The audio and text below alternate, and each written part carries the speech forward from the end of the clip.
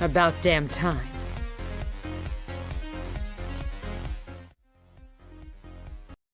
Hello, chat buns. How are all of you today? Bit of awkwardness, reason.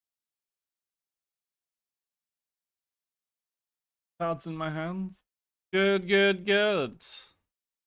Pull it up. Hello, buses. But hello, Monarch. Hello, Quantumx. Hello, Shira. Are you able to get a dream? Yes. Welcome in, welcome in. And hello, look up in. Yeah. Cards. Yu-Gi-Oh cards, but there's not a Shadow. I couldn't get a Shadowverse cards asset. I've played Yu-Gi-Oh, so I'm allowed.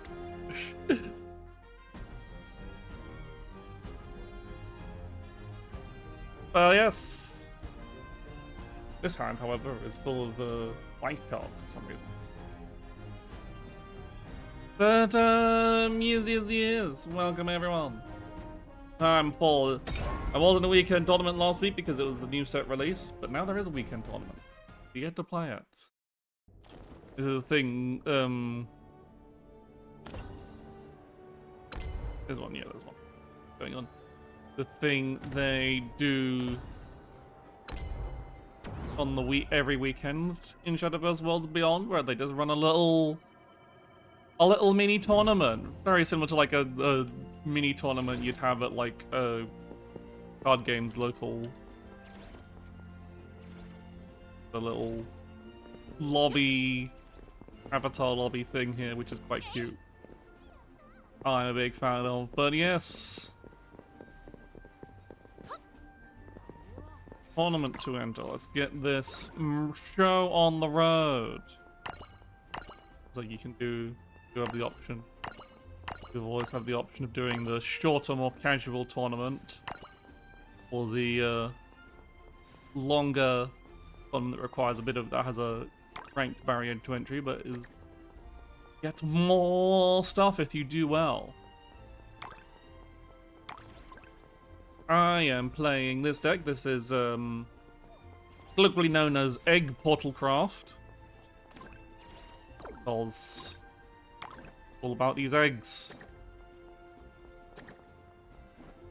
The general summary of the deck, for people who aren't aware, is you use either Lashena or this spell to make your White Psalm, and White Psalm, when it is an amulet that when it perishes, it puts a Black Psalm into play. And the Black Psalm puts a White Psalm into play, and the White Psalm heals and the Black Psalm deals damage. And it's all about getting a bunch of those on the field and whittling your opponent down whilst keeping yourself alive through various effects that destroy your own cards. So because they're countdown 1, they'll trigger every turn regardless, but you want to accelerate that by destroying them yourself with some cards that simply destroy a card on your field for an effect, like Supplicant here. Or cards that destroy the entire board for an effect, like Congregant, who blows up as many enemy followers as stuff that you can blow up as well. And with the big one being Axia here, who just deals damage to the enemy's face on Super Evo, equal to the amount of other cards that are on the field. This is important, like, it's not how many cards destroyed, it's how many are on the field. So cards that can't be destroyed still count towards that total, even though they don't get blown up. So that means you use Axia herself to increase that number, even if you're not using her Super Evo, do damage. And then you've got some other Storm cards like Odin, Dogged One, who just kind of like help finish that off. It works well with these puppet cards that give you a disposable follower, basically. Cheap disposable follower that you can use either for early game board control or for just getting a fast, because you need a target, something to blow up with this devastating soprano, and it's better to have something disposable like a puppet than blowing up a actual follower or something. And it's also got Gilneas is kind of like I kind of need a third Gilneas. Gilneas. How do you pronounce her name? I don't know. Never know. That's like another endgame finisher spell to go along with Odin, all the stuff. So yeah, it is. I played against Portal. Portalcraft does just generally have options. They're a bit of a toolkit kind of class. They've always got lots of options, though they tend not to excel at a particular area as much. Which is it still can be a very flexible option, but it's like things. Anyway. Go into the tournament and you'll get to see it in action.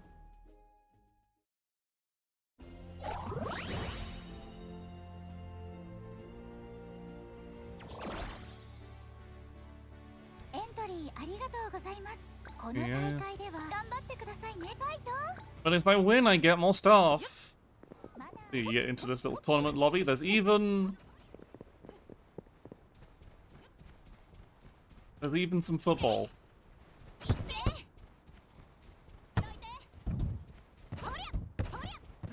which is incredibly laggy. But thankfully, there's little no stakes. It's just a time waster.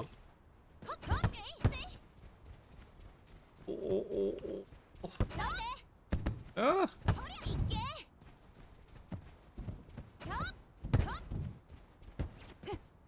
Oh yeah. Who are we up against first?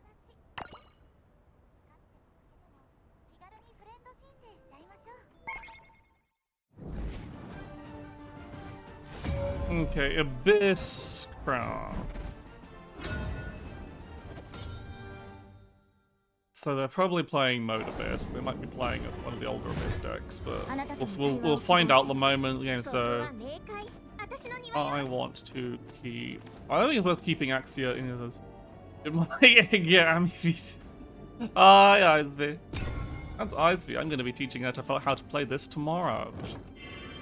So they're playing Modal Abyss. So because they've got the card Scramnatcher Edwin Twining in their deck, they start with this faith counter. Whenever they can't play a card with modes attached to it, they get faith. When they have 10 faith, they can play Shamnatcher herself to very powerful effect. Okay, so this is a more aggressive form of the deck. Hey, Modibus, they get too hot. They have to work a lot, very, very hard to get those 2 hot dogs is the thing. So I'm gonna play Axia here as a blocker. Like, she is a very powerful late game tool. Also a 2/4 blocker that can't be destroyed by abilities. 2/4 ward that can't be destroyed by abilities, so. Ooh, lucky. That's a random 3 damage. That's okay. That does put me in a bit of a lurch. I don't really have any way to deal with a 4/4 at this point. So they are going to be able to solve it and deal something. But I can at the very least. I'm going to take care of these bats at the very least. Then I was going to say, oh, I don't have fodder, but of course I can just freely target Axia because she can't be destroyed and get my eggs out. So, bit of a rough start since they've got their supplicant here. If this blows, please hit the puppeteer. Fuck's sake! Okay, they're trading anyway. That's good for me at least. Ugh, that's slightly annoying. Because I'd love to be able to just play Lishena. Is egg winning? Currently, we're in a bit of an egg impasse at the moment. Yes, I'm gonna do this rather than get. I'd love to get an egg into play, but I need to deal with this annoying 6/4.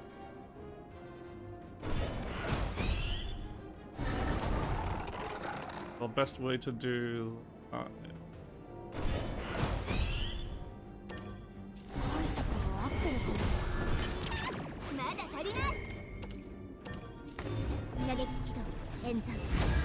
That's not a great use of Aria though, but maybe I should have Lishena there. We need some card draw now. They just passed. Okay, that's pretty good. I will just get Lishena out. Lishena, evolution. Them not having a turn 5 is pretty bad for them. Any turn that they're not playing modal cards and not increasing this faith counter is really quite rough for them. The fact that, and it's really surprising they just didn't have a play that turn.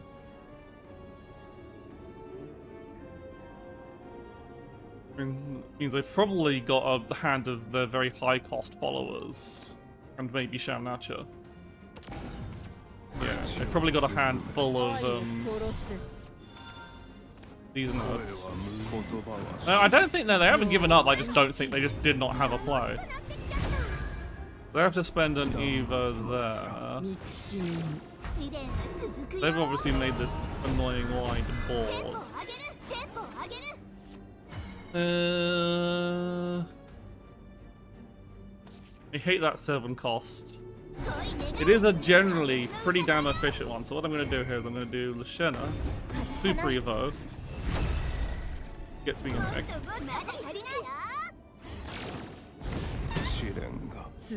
Then, well, I think it's better to save the Monody for something a bit. Up it to destroy that one. Monody to destroy that one.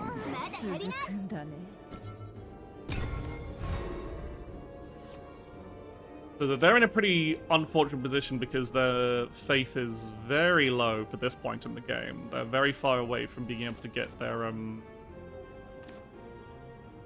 main ability out of it, which gives them a great big, that lets them pick whenever they play a card with a modal choice in, they get to play 2 of them. So I need stuff, so still be able to draw cards.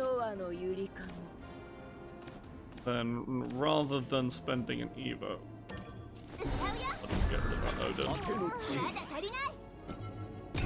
I've only got the one Super Evo and I don't really want to burn it on doing this.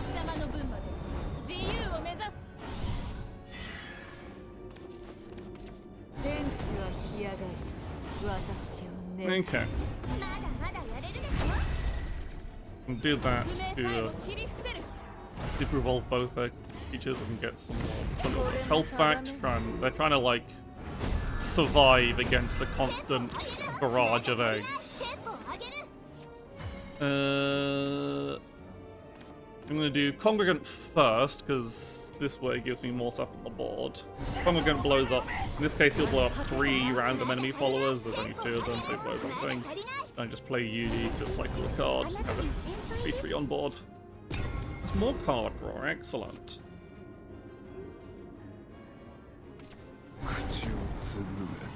That's the second one of the. Well, it's like that's got a very powerful effect when they play. Is there a way to get rid of the eggs once they're out? Banishing them. So Odin can remove an egg, but can't do much of any. But again, an individual egg isn't usually that strong. Okay, I just so a neat little finisher option here. Banish any of these. Could banish the amulet. Odin goes face, and then we play Axia. Super evolve her. So she blows up our board, deals 4, and then the eggs pop as well.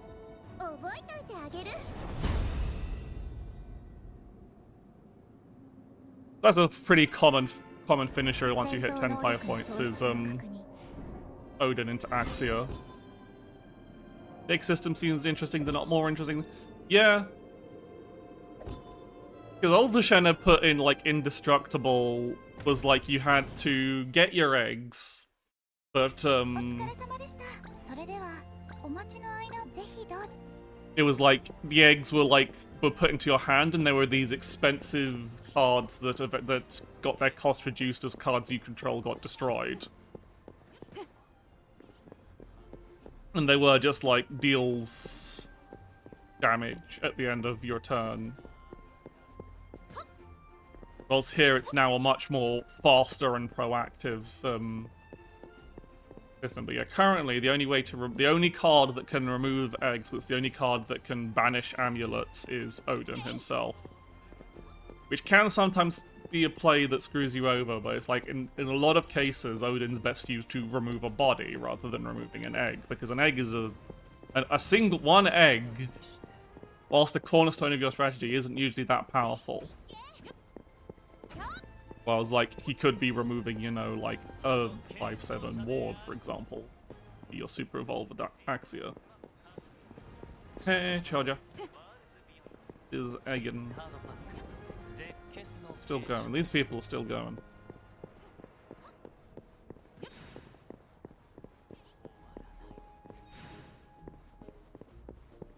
I get the feeling things are going to be, this lobby tournament might be a bit longer because is just a lot more control decks now between Egg Portal and I think there are other options for destruction though. Other than I don't think there's any any destruction that targets amulets right now. Actually, like nothing that targets enemy amulets. You can blow up, as I said, you blow up your own amulets. That's entirely what the deck is built around.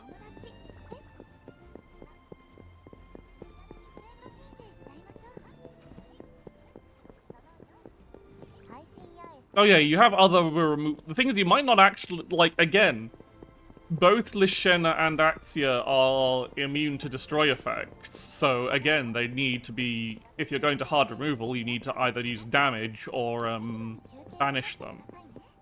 So you might have to Odin them, but it's like, again, Odin is a 7 play point card. If you're playing that, you want to be using it to counter a big threat. You do not want to be using it to counter a amulet that your opponent can replace for 2 play points.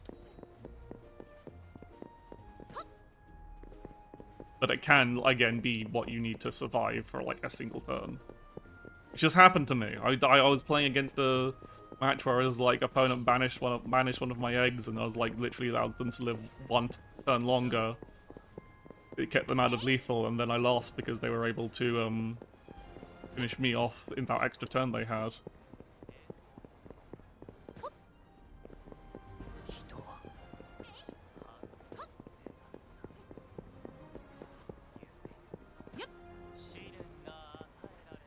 We need to talk about eggs is because I'm playing. I show my deck at this point. I'm playing a deck all about eggs. Can I offer you a nice egg in this trying time? And then the nice egg can offer you an evil egg. Then the evil egg offers you a nice egg. And then the nice egg offers you an evil egg. And so we repeat the cycle of eggs forever until you die. It's just...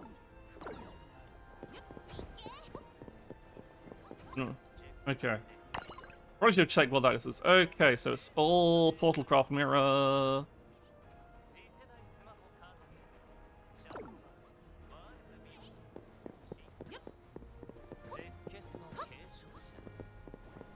Okay, so assuming they're probably also playing eggs, because they could be playing puppets. Puppets is also fairly popular. Artifacts is unfortunately not doing so hot right now. It didn't really get a leg up it needed from the new stuff. It only got 1 card, and that card isn't necessarily an artifact card. It's more of a card that just has slight synergy with artifacts. But you can play it in any Portal deck, really. It's mostly a draft card because it's a high-value bronze that's not actually very useful in non-draft. It's very good in budget decks. Okay, so keep these. I don't think I want 2 Puppet Lancers in my opening hand, but 1 Puppet Lancer in this versus. And to enhance the game is a lot quicker paced, so I go off use this team over. Yeah. Going to be aggressive and play point out this Puppet Lancer. Okay. Might have been a mistake, actually. Not entirely sure this. Oh. Well, they didn't play the puppet trade. Interesting. What I'm actually going to do here, then do this. Do damage and kill off their puppet lancer. Their puppet master. They're going to puppet and get an egg or wasteland for puppet. Okay, so we are playing this again. I mean, they could technically still just be playing puppets and just have Wasteland of Destruction in that deck, but usually you wouldn't see that. Now, I could get an egg into play, but I think I'd rather get some board presence down and a card draw. Get Yudi, and Yudi has an Evo effect for a crest, which could be quite handy.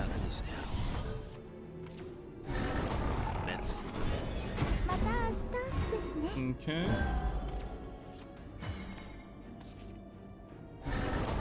That was reasonably good to let's trade that and let's get egg. So they probably are playing eggs as well.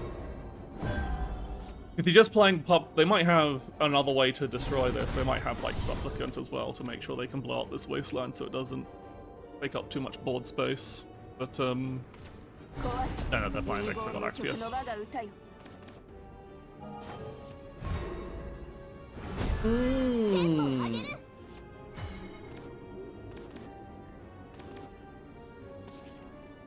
What I'll do is I'll play Yudi, and then yeah, get trying to get another egg, and then evolve Yudi to punch through Axia and also get her crest, which means because I have quite less than 6 cards in hand, I draw a card at the end of turn.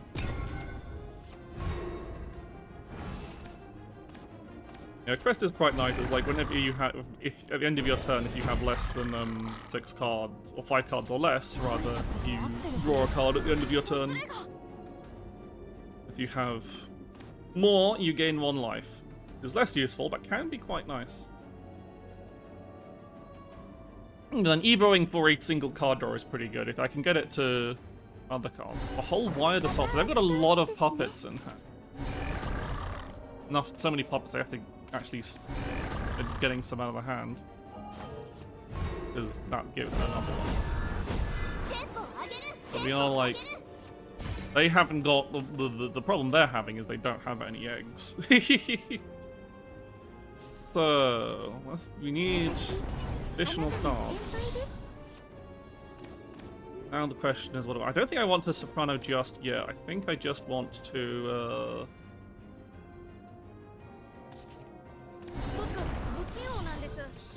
keep my main lead. I'm not going to draw a card this time. No way for me to get an additional card out of my hand. It just puts a couple of bodies on the board. I feel like some, as I said, evolution abilities are all very dependent on the card themselves. Elves. Like, there can be a lot of cases where, like, because, so, a card that has, like, strong base stats might have a weaker evolution ability. So you can see Sylvia here actually has a slightly lower stat line for her cost because but she has a fairly strong Evo ability. Okay, I'm gonna go for the aggressive play here. Super Evo here to get. Are some Evo abilities not? Well, there's not usually like a case of there being no Evo abilities that aren't worth it. It's just usually it'll be like, okay, this follower has an Evo ability that's less useful, but they're still a strong follower without the Evo ability.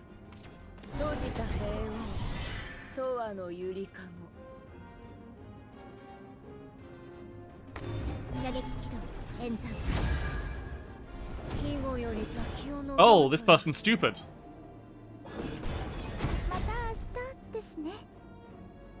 So what they happened there is they tried to use Sylvia to select an enemy follower on the field and destroy it. You may notice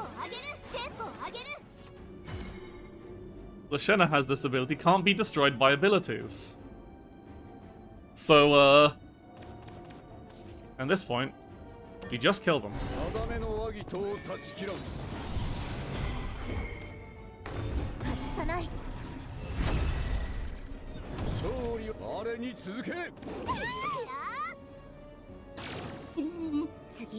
So yeah, what they should have done is Evo to destroy, that was either a misclick or just... Let's say, the big orange circle, glowing circle on Lashena there, literally means can't be destroyed by abilities. And yet I still see people target it. There's a 2-cost that summons a 1/1 whose Evo ability is just summon another one. Yeah, that's because, as you see, that's a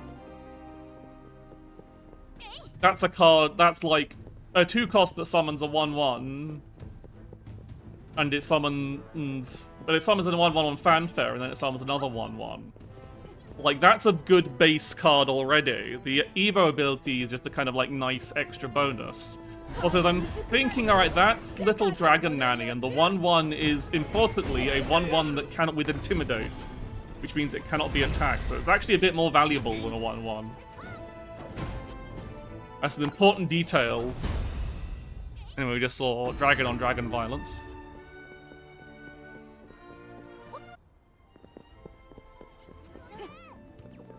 What's going on?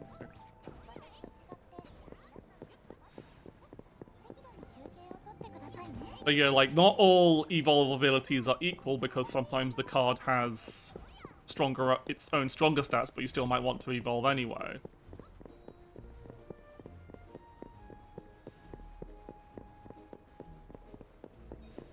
And like in some situations, those evolve abilities might be stronger than others. Like being able to summon a 1/1 with Intimidate is that's a quite important difference, depending on what kind of deck you're playing against. Because some decks might have trouble dealing with that.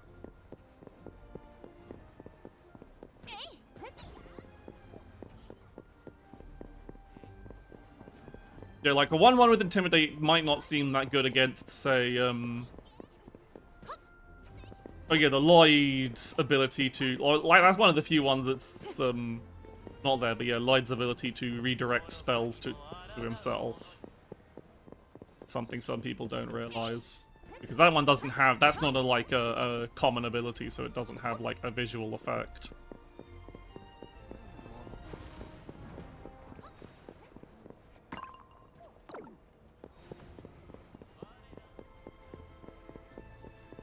But yeah, like, noting when an ability is important and when to use it is a big part of the game. And knowing when an evolve ability that you might not think is that strong can actually be very useful in certain situations. But like, sometimes the evolve ability doesn't seem that strong, but it doesn't mean like the card is worthless. Again, like, the card you're thinking of, Little Dragon Nanny, is still a good card to play, as a card because it's a two bodies on one card, can be quite useful in early turns.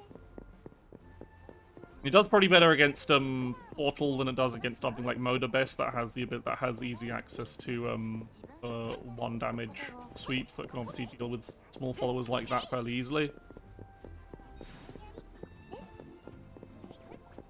But like also against stuff like Swordcraft, it's Swordcraft. I guess they have the loot knife they used to remove it, so if it does stick around, does end up it can be quite helpful, especially if you've got cards that buff your followers up.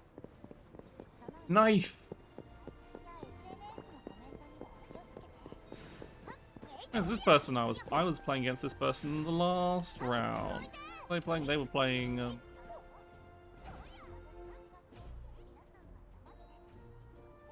Do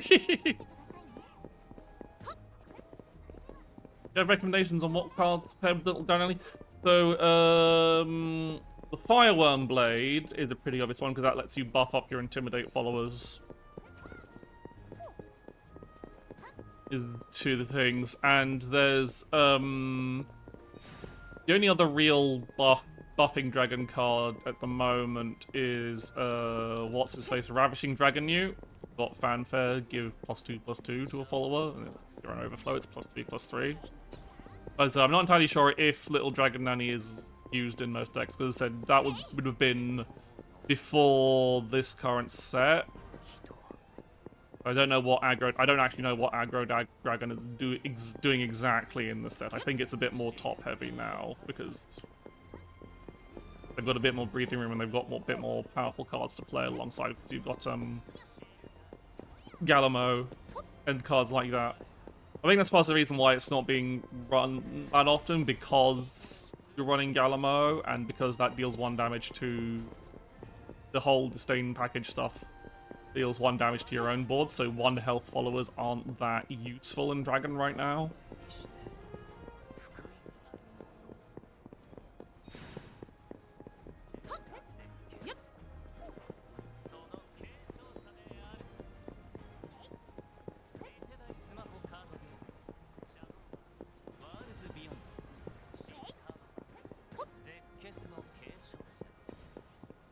I'm not entirely sure what Dragoncraft is exactly doing right now. I've only played against a few Dragoncraft players, and they all seem to... Every Dragoncraft match I seem to play. The people say this is a control meta. I don't think this is really a control meta. I think it's more just control is now a thing, when it wasn't before, really. There really weren't that many control decks in the last couple of sets, and now it's like, oh, control decks are actually allowed to exist. And so, aggressive dragon, I think you need more big splashy stuff. Unfortunately, it does make the deck a lot more expensive because you need stuff like Galamo and... Okay, Runecraft. Now, this is the one deck that probably hasn't changed at all. It's a pain in the ass because they're going to heal a bunch.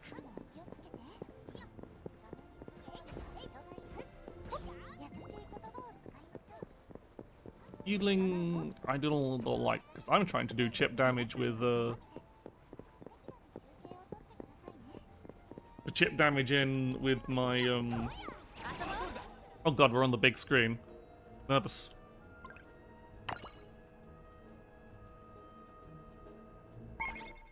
Is that if you're on the central table, your matches get broadcast on the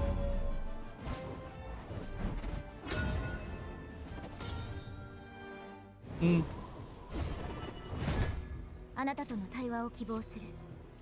Okay, so we want to keep most of these. I would really like a card to play before these two, rather than waiting until turn 4 to play the Shadow, but going second. Okay, perfect.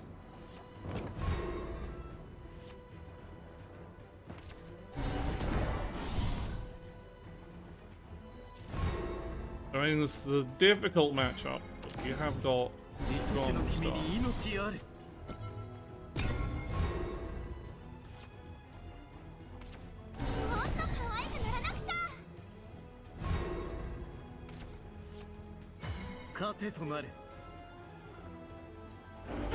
Actually going to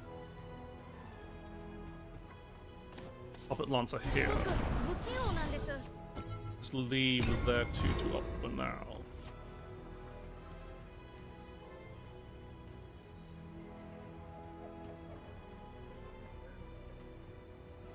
They'll probably, if they play another follower this turn, it's going to be another 2-2.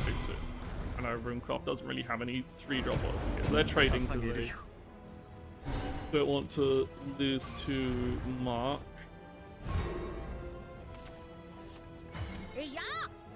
In case I'm going to use this pocket to... I think I want to get eggs ASAP at this point. I can use the Wasteland later to draw cards. Okay, so I got that much. But just... Okay. They're probably going to... Hello, Alchemist. They're probably going to... and Greer on 5, given the holding cards.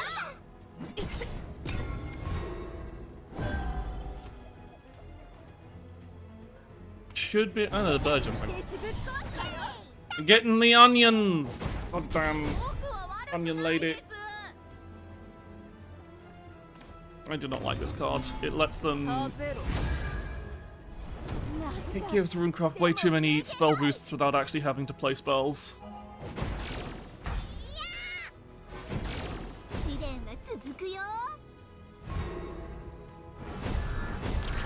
Just onions, an onion every goddamn turn.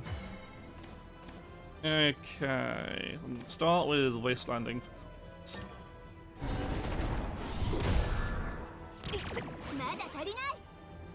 Yeah, I'd love to play Yudi and like this Monody and something else, but I think what I'm just going to do Supplicant and Egg. If I leave Wasteland on the board.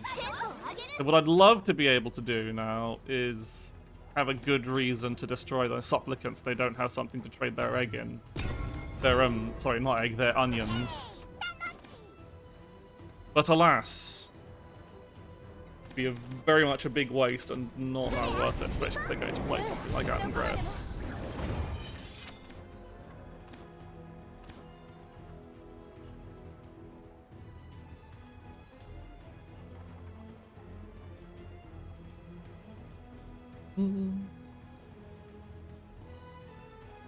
Thinking if they want to keep the onion up. Oh, what? No, they don't.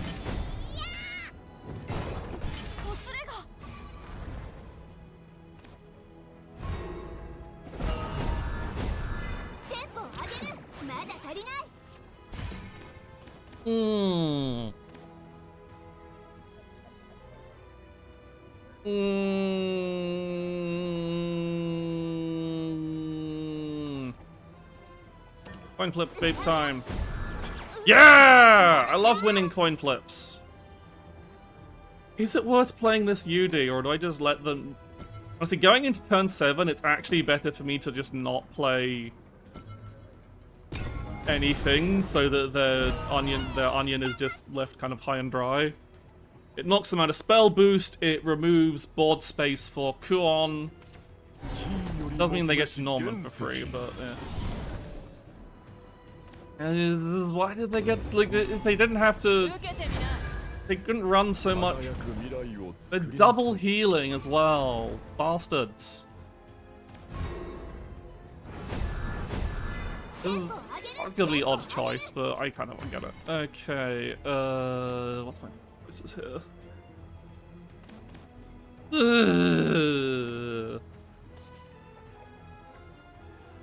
This is what I don't like about this. I get to just heal all the pings I do. Because Runecraft gets to be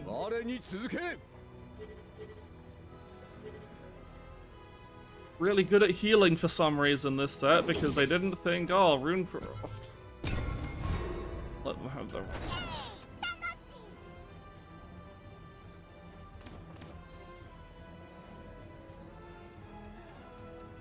You know, it just kind of gets really annoying when you just feel like, oh, Runecraft's main weakness is they usually don't have that much healing. And because they can run spell boost cards without, and then run a bunch of Earth Sigil cards because onions give them all the spell boosts they need, they can heal a bunch using all the Earthright healing cards, and it's just like, oh, not fun. Okay. They're not whittling down their own board. It's actually not too bad. That means they don't. That's one less spell boost.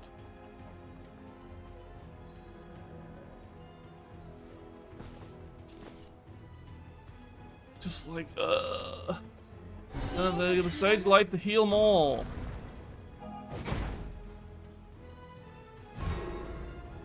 Yeah, I feel like it's just like, it's just not. It's just very, very boring. Again, I'm tempted to just... Thing is, if I play Wasteland, I draw too many cards. I need to get cards out of my hand at this point. It's not a board worth congregating, so fuck it. Let's just...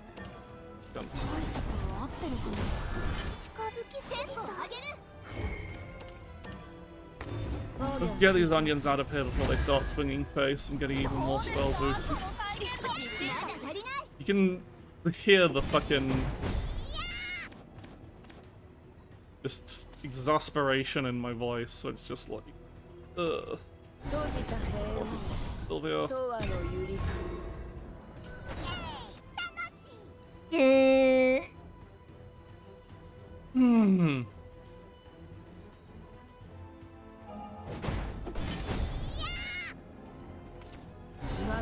Yeah, play your Dawn. I've been waiting for this one. I've got my Congregant in hand, so... Hey, fuck your nonsense.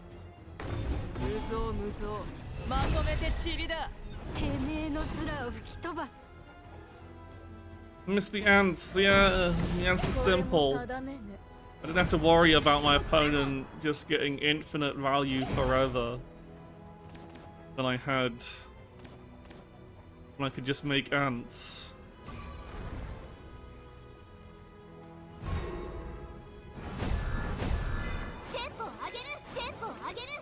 Okay, what we do is we use Congregant to wipe their board.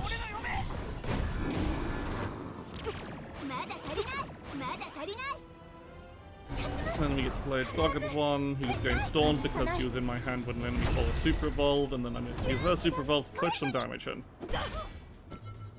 If we're lucky, I can kill them next turn because they somehow don't have any healing in hand, but that's very unlikely. Bullshit!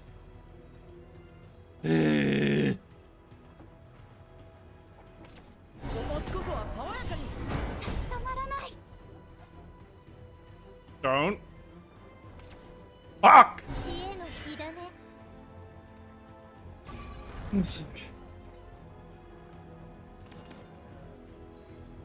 Still do. Unless they're not dimension climbing this turn, they're saving it all the time. Okay.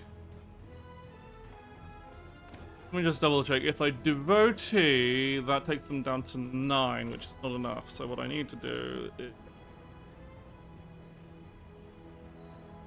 Be honest.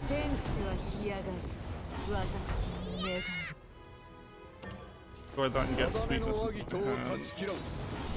Odin removes that. Your Super Evolved Odin, go face. How many Sage Light Teachings have they played this turn? Played this game? They played 2 Sage Light Teachings. Except I hope they don't have. And the third, or that they don't just kill me. Oh, I'm just gonna die, aren't I?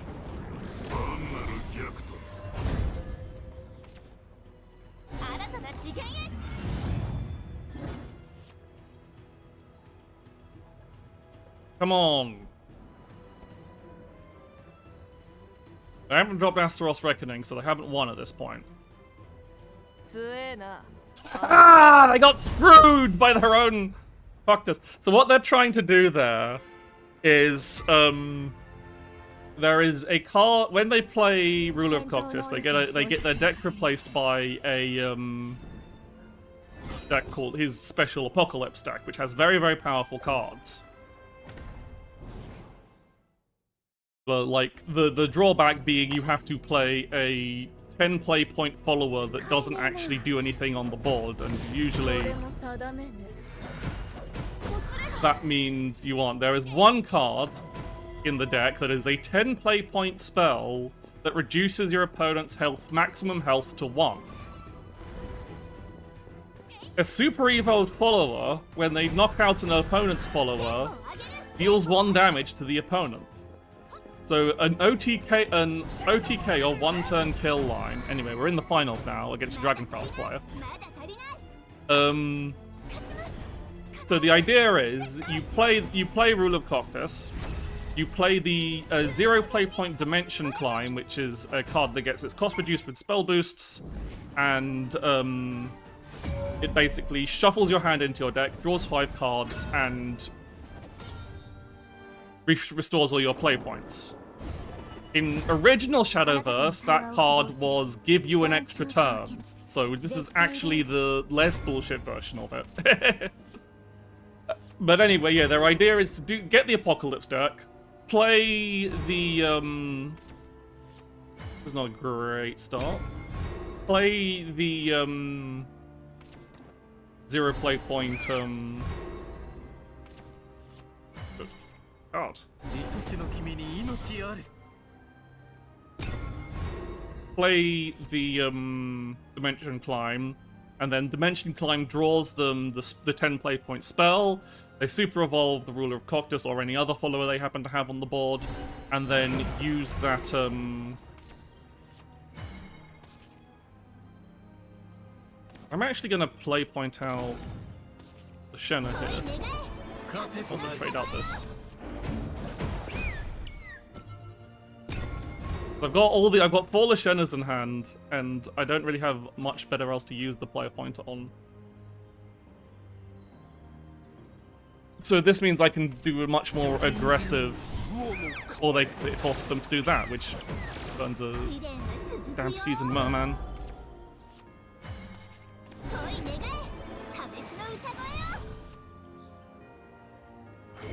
Do the legendaries for the eggs. You kind of need to eggs portal. You kind of need to have. But basically, what I was in my long-winded explanation is my opponent was fishing for an OTK that they didn't get, and probably they got like cards that didn't stop with my board either, or heal them. Ugh, that's an early forte. That hurts. Like I can deal with it, but it hurts. They're being very, very aggressive. I'm going to do this to get another egg, and then I'm going to Only to deal with their forte and also get me fast a little heal. If they forte me again, I at least get to just oh no, yeah, no, I can Axia and Onody away their second forte. So there's Galamo. Harder Manifest. Are they just going to go face? Or are they actually going to trade? I'm assuming. Oh no, they're trading. To remove my board. Okay.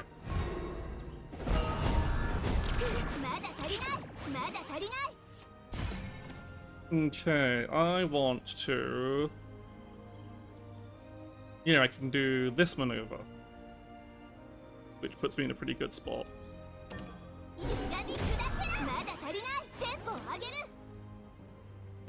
It is tempting to make a third egg, but it's really probably not a good idea.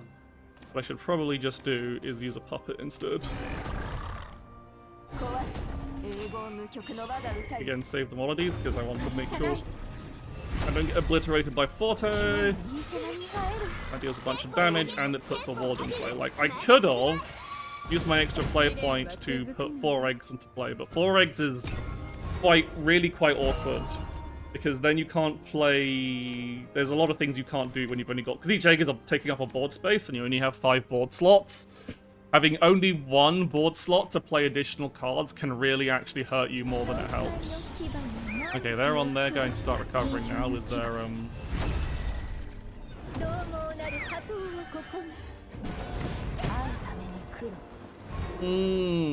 That is quite annoying. Can I just top deck...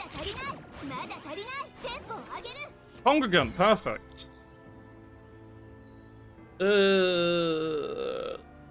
Okay, this... Please don't hit Neptune, Supplicant. I need you to hit one of the orcas. Okay, grand.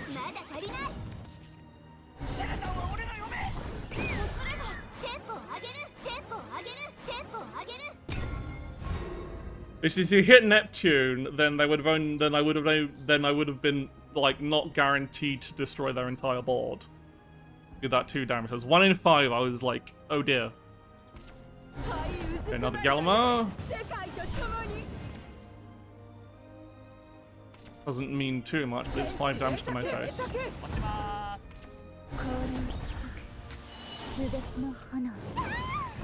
Ah, but I win. 4-0, baby!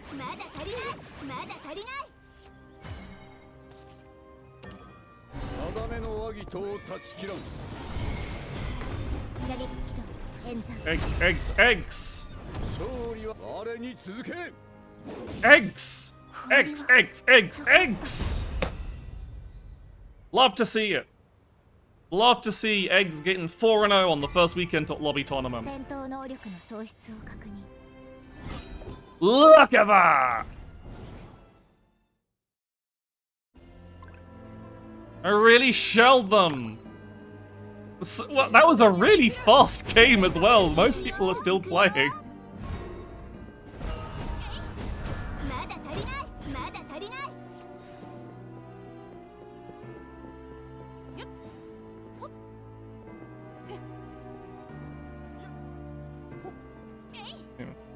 Oh no, it doesn't let you stand on the table.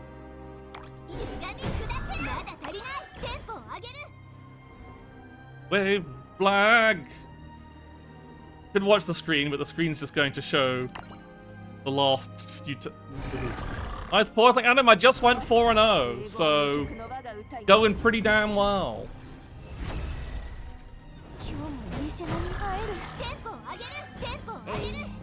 Odin is really good value. You can see the winning turns here.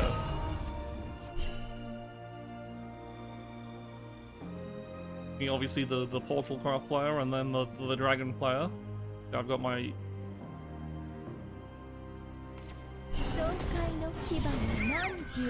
Oh, they had Genesis Dragon in hand, so yeah, I was really quite... This looks like static and extraordinary match. Yeah! They had the intimidating Neptune board, but fortunately, I had the solution.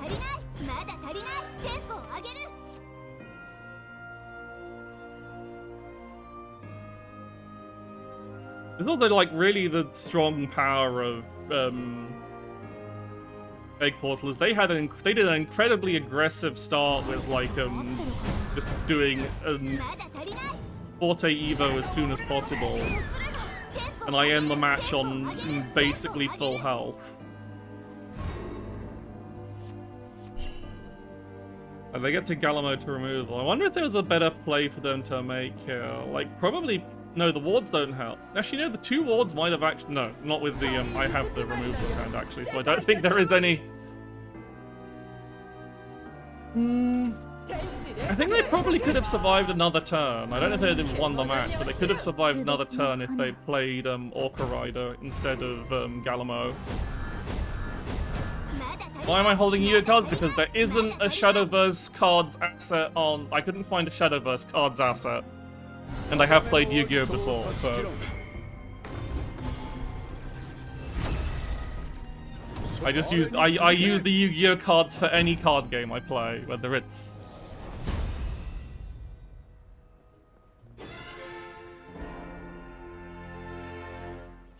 But yeah. Yeah, but no, Odin is insanely good value. It's a card worth putting in a lot of decks. We've got some good fun. Maybe there's the rare Kuon voter in here. Will wave flags with us, but it's unlikely. They are very rare, but they are very good at the game. The story behind this is these flags are an emote you get from a Battlefest event. Odin is in Infinity Evolved.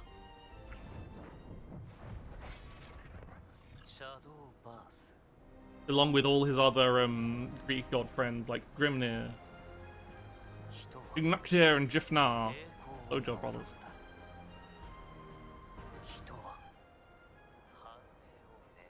It looks like everyone's finished, so get my victory screen soon.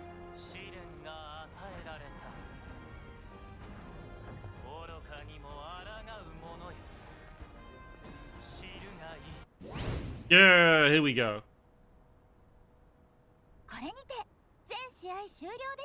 Pat on the head, don't mind if I do. It's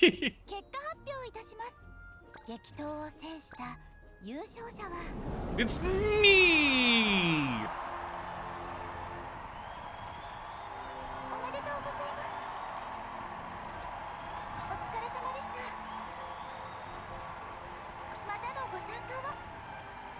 That was.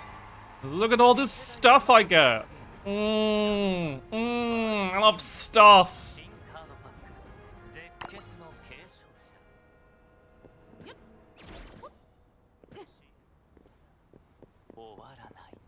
Getting 4-0 is really good. You get like you literally just get the pick to make a legendary for free. Hi, Felly. 3 park keys. Yes, clearly the most valuable part of that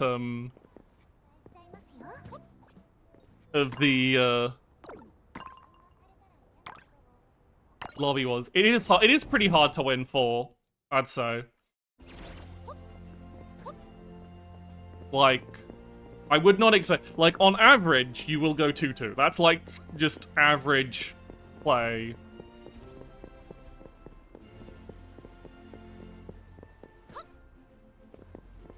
Yeah, that I would have loved to have them to have Shadowverse cards to be more appropriate, but this is what the assets I could find for, so... How many Blue Eyes White Dragons do I have? Oh, maybe if I, like, dug up my old Yu-Gi-Oh cards, I probably do have a full set of 3 somewhere. I don't know where my Yu-Gi-Oh cards are now. But I've got one in my hand right now. The other cards are blank. These are just props. I just use these for my, like, any card game streams. Importantly, also, you get to finish the bingo, because one of the bingo's cards was participate in the weekend lobby tournament. Legendary puzzles. Shonen Jumpy. Like, if the ones I have are probably would be decently valuable if they were kept in any good condition whatsoever. Because they are, like, old Blue Eyes White Dragons, but not, like, super first edition ones, so they're probably not worth that much. And again, this was before I knew how to take care of cards. Using MTG games to be using. We got a free Medusa. I already have a full set of those, so that's just vials, but I will take a bunch of stuff. Importantly, we can go see what I got from my legendary card pack ticket for finishing the bingo. We go back here, we get all our bits. Is it probably like, yeah, the main thing, the main reward is the vials, because that is enough vials to make a legendary card. Quite nice.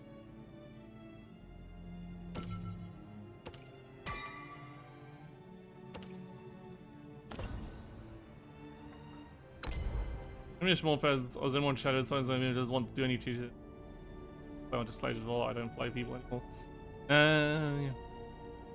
So yeah, for the finishing the bingo event that is currently ongoing, you get a legendary card pack, which is just the card pack that has at least one legendary card guaranteed from all the current sets.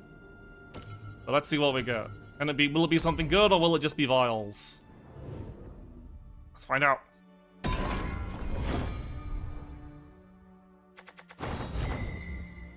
It's Yudi, who I already have a full set of. But importantly,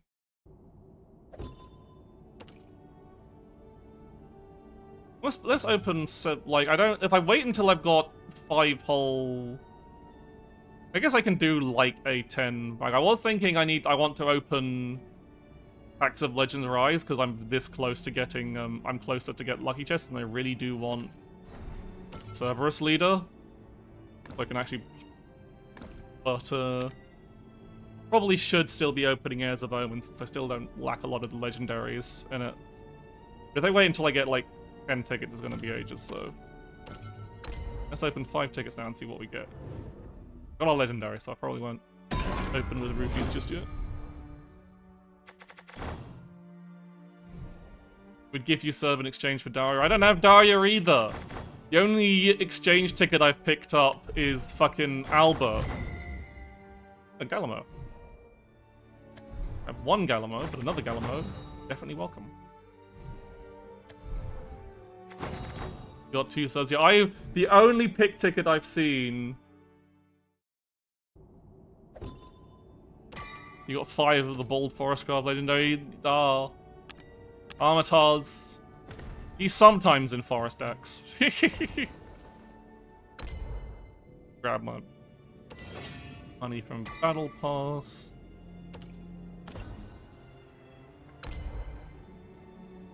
Tasty Blue Rock. Yeah, I'm gonna do another 5. Even it out. We got another legendary within 2 legendaries within 10 packs. Always nice.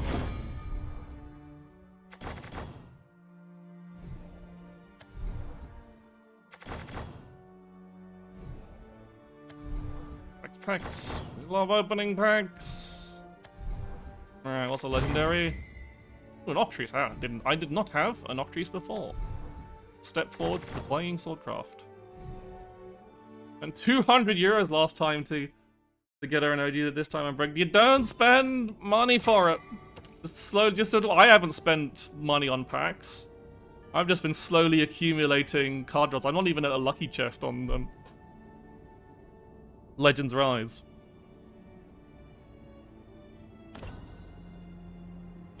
But, I will want a new card. My total new cards. Total new cards is Octrease. You don't understand, you need it. No! Wailing Band, don't. Don't spend money on gacha. So, I need to take a quick little break right now.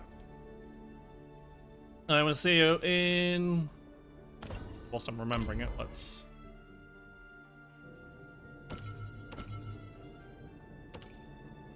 Hi, here you go. I'm about to take a quick break, so I'll see you in just a moment. I need to do this because my phone isn't connected to Wi-Fi for some. No, that happened wrong with my phone. Yes, I'll be right back just a second.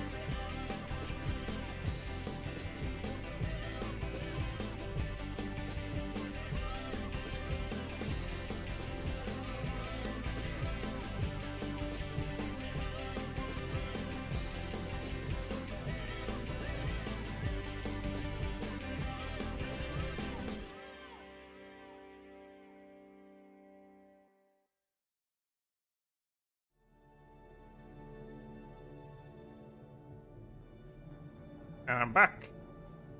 I have to read. I keep getting the card things a bit awkward. What I need to check. Do I have any excess premiums? I have no care. I just want vials. Vials.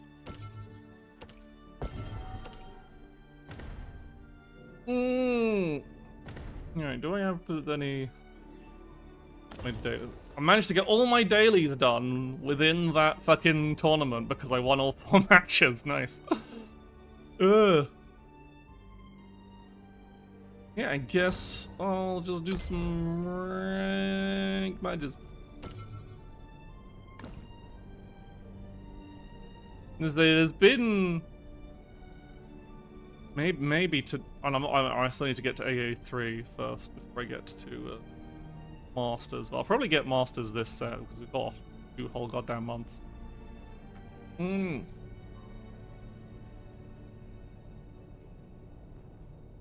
But yeah, I am a staunch advocate against whaling for gacha. You don't need any gadgets, so it's alright. See what this will probably be actually a bit harder because as we're in rank, there's actual matchmaking here instead of just whoever's wound up in the lobby. I'm tempted to keep Devotee in hand, but I don't think it's probably worth. I think it's better to look for better cards. Like Yuji's probably better to have here. You're going first. What should I call Puppet Lancer? Probably Puppet Lancer. Hard to wail when you're broke anyway. You shouldn't be wailing even when you're not broke, because that's a good way to become broke. When everything's just real bad.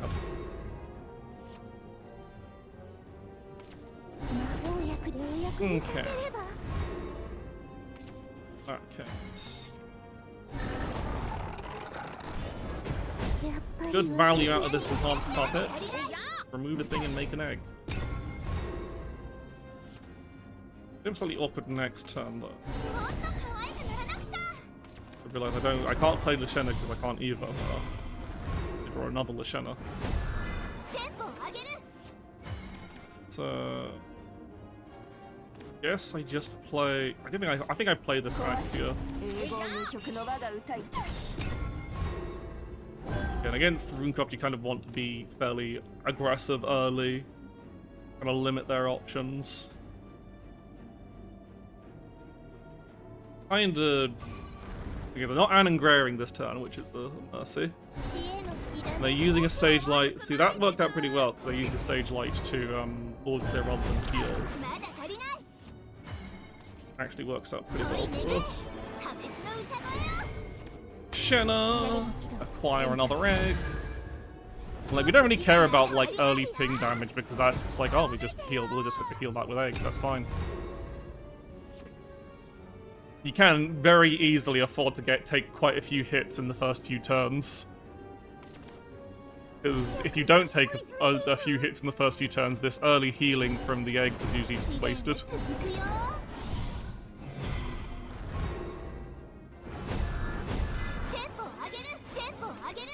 Okay, I will duty for a card.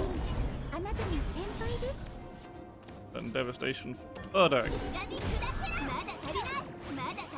And it's my turn.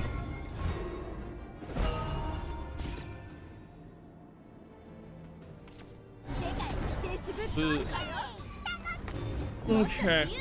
They've got their onions, but it is a bit of a late onions.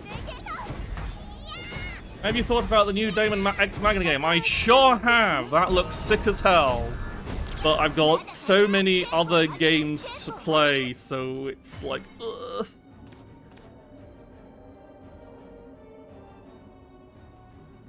Okay. What I'm gonna do a slightly lower value Axia, because it means I get to make a really... Like, there's so many games to play, and it looks like Titanic Scion looks like a kind of game that will just eat my time completely. And then play a Devotee. Well, I did 1 less damage from Axia, but it does mean I get to have an 8/8 Devotee in the order I did that. I could have done full damage Axia if I had a puppet.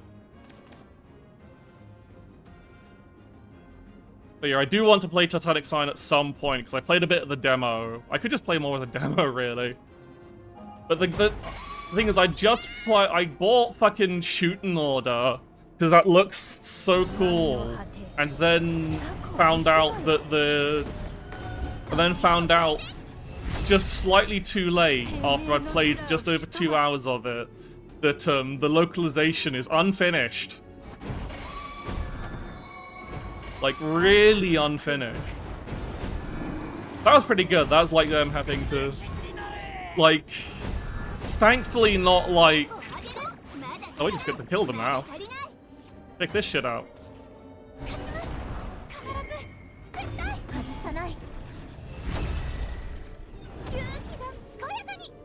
I love... Yeah. Like, it's like, at the very least, it's not an AI translation. It's not a machine learning translation. It is very much human mistakes. It's not like weird, awkward... It's like sentences that are just like wrong or missing or text boxes that are broken kind of deal. Rather than, oh, this just sounds really weird because it was AI. So it's definitely like, I'm not like saying, oh, the localizations was incompetent. I'm saying the localization was rushed as all hell, basically, is what it definitely feels like. It's like they just did not have... Yeah.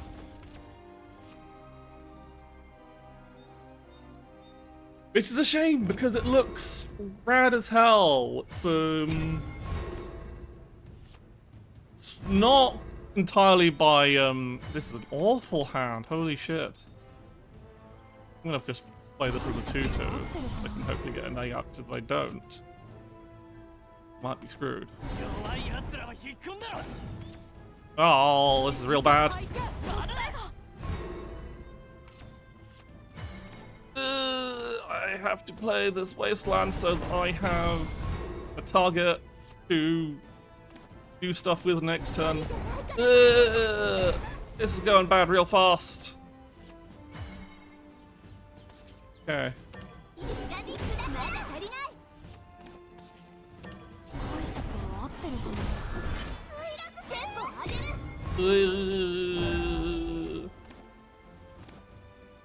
I can recover. I've got this,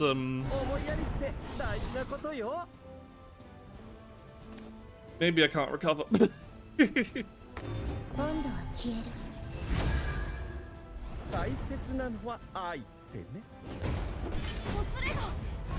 Problem is...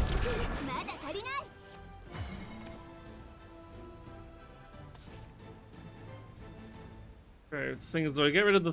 I'm gonna get rid of this guy because he's got...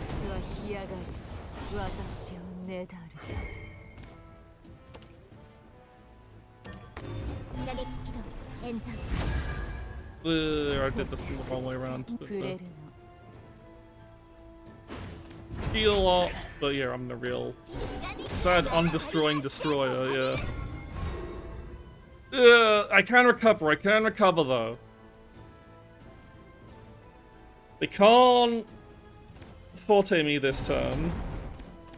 And I can Sylvia for heal and removal. Up to you, egg. Hi, Shogun.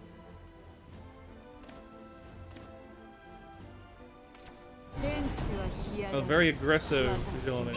So I take 8. That hurts.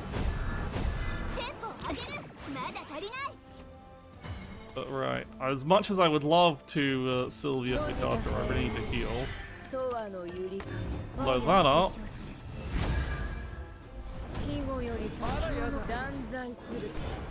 Knock that off, but it's not sitting on my board. Yeah. Because now they can start forteing. Forteing isn't actually too bad. Especially if they go just straight face. Or just Odin. Like, this is going to hurt. Unless they try. Yeah, they're going face. So, do I have any way to... If I just... The thing is, if I straight Odin here, then...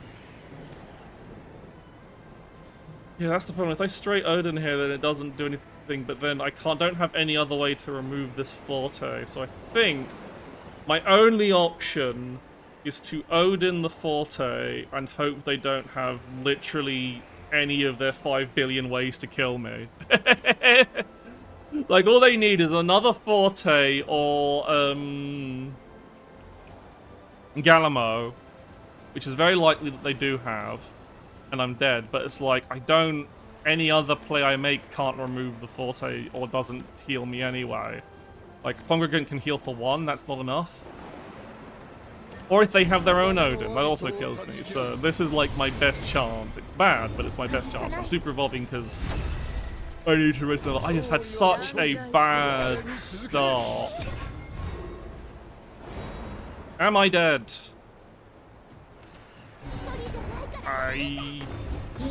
Okay, Ephria. Do they have a buff for the Ephria? They have Marion for the Ephria. They do, I'm dead. That was another way I died. Yeah. Just rough start.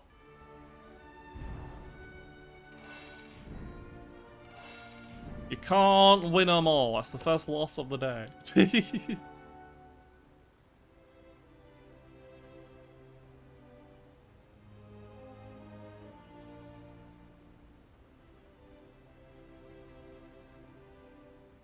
But yeah, no, I do want to play Titanic Sign, but like, I'm still gonna wait exactly until it's actually out before I like, I don't see what other people are saying about it before I play it. But it does look like my jam.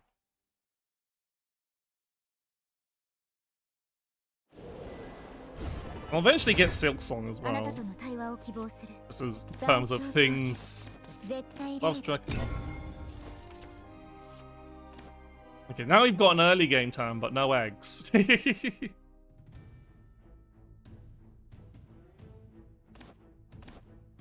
if you'd drawn any one of these cards early on, that would have been a very different game last game. But alas.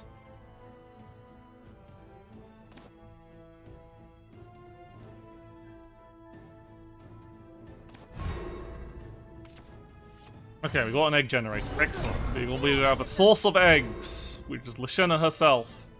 She's here to lay eggs for us. Okay.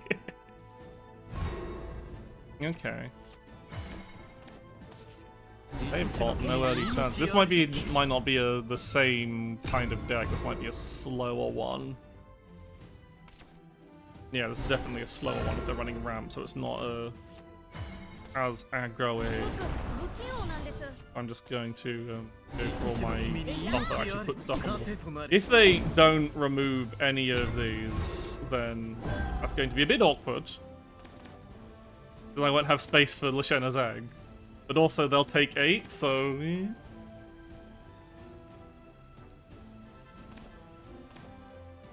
They're a wide board like this. Okay, so that forced them to use an early Draconic Strike. Kind of what I was hoping for. They're very much front, so they might. Problem is, they could still then pop it out. Cards in hand. Here's the problem: means they're probably doing a fast Fenny. Do they have the Fenny in hand? If I force them to Draconic Strike without, damn it! So now their entire deck is half cost, and that was a that was as fast a Fenny as you can possibly hope to get, really. Okay, well, the problem is I need cards out of my hand first, so I'll play this puppet because we're just kind of like getting rid of it. Cards. This land to draw cards. And then, much as I want to play this other Lashena, I do need to get to this Penny. And I literally cannot, if I play Puppet Theater, it puts too many cards on my hand. If I play any of these other cards, it's a waste, so...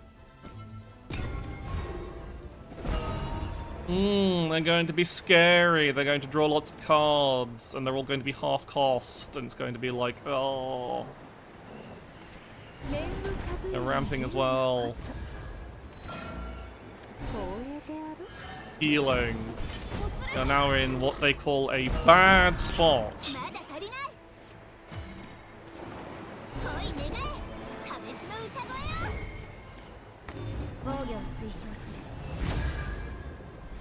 Need more eggs. Need to get stuff out of the way. Play Puppet Theatre, that is going to overdraw me, so I can't.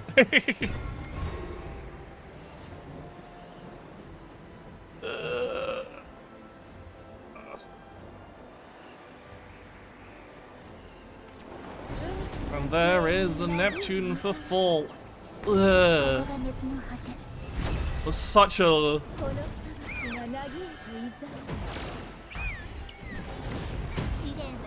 A second penny! Now their deck costs fucking nothing.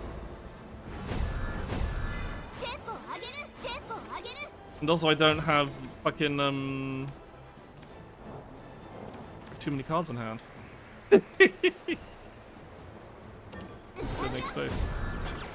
Okay, good. Good.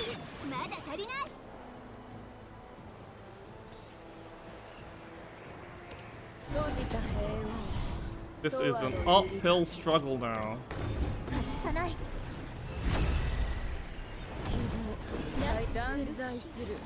They got really fucking lucky.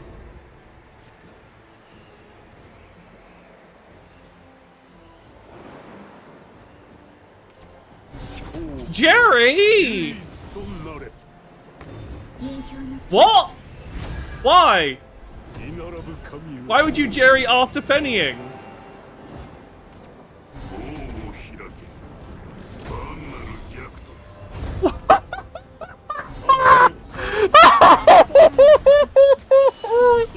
What the fuck? No! They just did the most fucked up combo they could possibly do. I'm about to lose, and there's nothing I can do about it. Okay, let me break this down. This is Majerabane, Great Manifest. On Evolve, he gives them a crest. That when they gain that crest, they replace their deck with the Majerabane deck, which is a single copy of every single card in the Heirs of Omen set. It also changes the card at the bottom of your deck, which is the Reaper card that usually causes you to lose, into a victory card.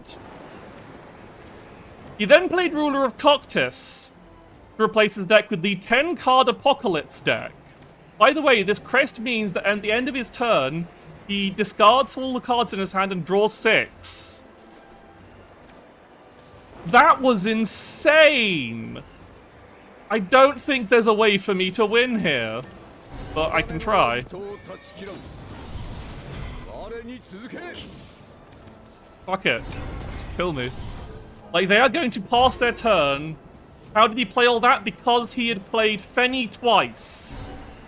And he got Astaros Reckoning! And he doesn't even... For fuck's sake! So, earlier in the game, they played Fenny Prismatic Phoenix, which, on Fanfare, reduces the cost of all their decks by... cuts the cost of all cards in their deck by half. That means... And then they played a second Fenny, which means they could play both Ruler of Coctis and Majerabane evolve him, and then play Ruler of Coctis on the same turn.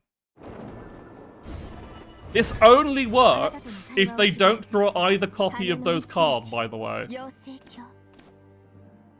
It is insane that they managed to pull that off.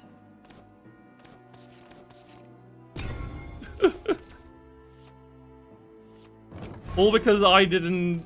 They managed to just... Again, like, if they didn't... Yeah. It's fucked up, man. Fucked up.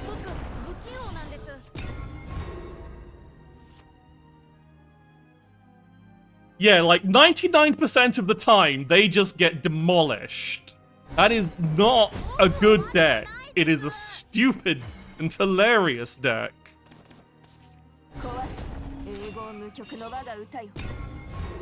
And I was just really unfortunate. Also, the fact that I was playing a slow... Oh god, they had a second one. I was really hoping they didn't have a second one of those when I played that Axia. Oh well.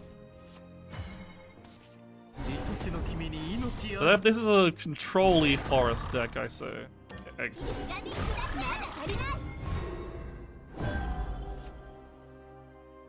They're playing or maybe they're just playing Bestial Swipe. Yeah, it's on controller though. Let's have a second combo if you draw both Jerry and Fenny. True, you can Fenny the Jerry deck and then have a really silly setup going. The ambush, so I can't do shit about that right now. I can just like not play followers. Probably Wasteland more than anything.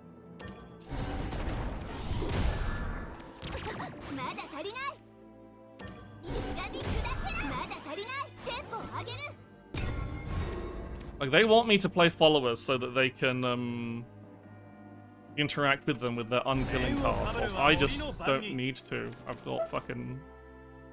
I'm probably gonna leave Cruel there, but there is a chance that I can remove it. UCS Penny Jerry CSZ, yeah. Like I said, it's not a good combo anyway. If they're going to have this kind of board, I am going to congregate it, because I've got two of them. It gets rid of that annoying ambush. And I've got two other congregants in hand now, so...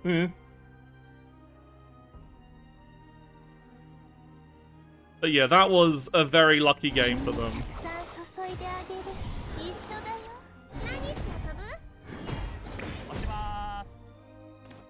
They're going to super evolve their Cruel? They are not going to super evolve their Cruel. Interesting. I'm also not going to... Apparently, I'm not going to draw, any of my useful cards.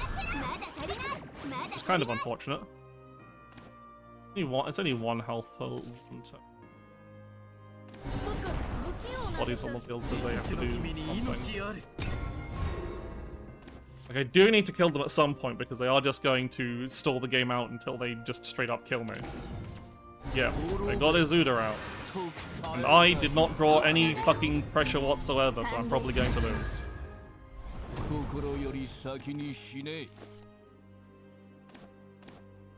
What Izuda does, when he enters the field, when you evolve him, you put Annihilating Onslaught on the field. Annihilating Onslaught says deal 6 damage to the enemy leader. If there's Izuda is on the field, deal 20 damage instead. So I need to remove this man, first of all. Which I can do quite easily. I'd like to not have to use Conqueror here, but I kind of have to.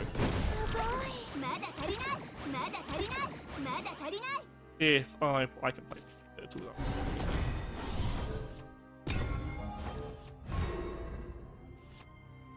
Thing is, that card gets its cost reduced every turn. So what their plan is to stall the game out until they can play Izuda and that card at the same time and just deal 20 damage to my face. I need to kill them, which I don't have the cards in hand to do so. Especially if they're going to have the... Finally! Deepwood Fairy Beast is a good card!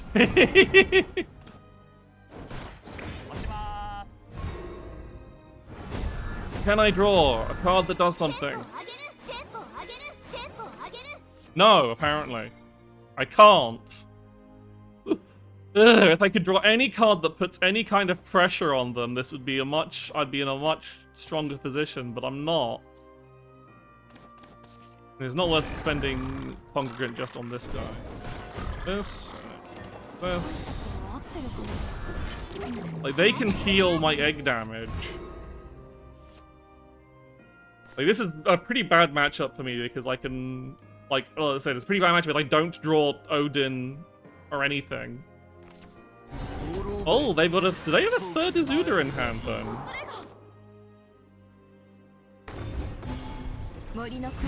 Or are they just going to try and kill me with multiple copies of Annihilating Onslaught, which doesn't kill, that deals 19.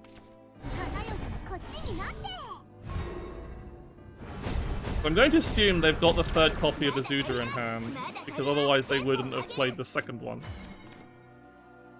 Anyway, okay, we can actually put a big follower on the board.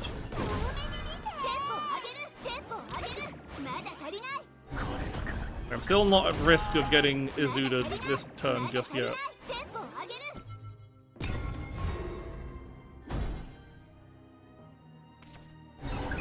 Okay, baby carbuncle. Okay. They did have the third Izuda and they had the baby carbuncle in order to be able to cast the 3-cost one. And I die. I'm taking 20 damage! Like, I knew, like, they wouldn't have played that second Izuda unless they had the third one in hand. But yeah, that's just control. They managed to get the, Again, I just didn't have the I needed to draw a more pressured start to really have a chance, and I didn't. I just didn't. I didn't draw fucking Lashena, I didn't draw Axia, I didn't draw Odin, I didn't draw Dogged One. I drew nothing that allowed me to actually put any pressure on them, so we just got to wait until the end of got to end the game for free. There you are, where were you last game? Okay, now we're against Swordcraft, which means problem. Where were you last game?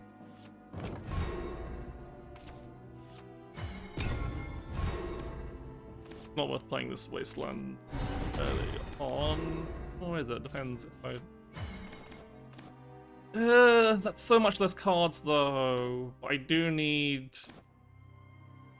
Oh. Idle Vacation. This is not good. Okay. Got some fodder we can use.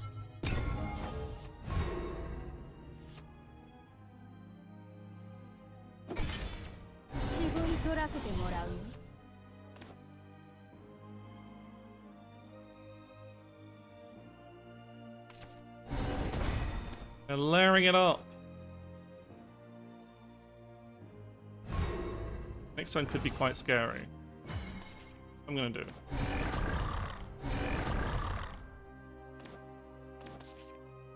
I know one of these. Supplicant the other.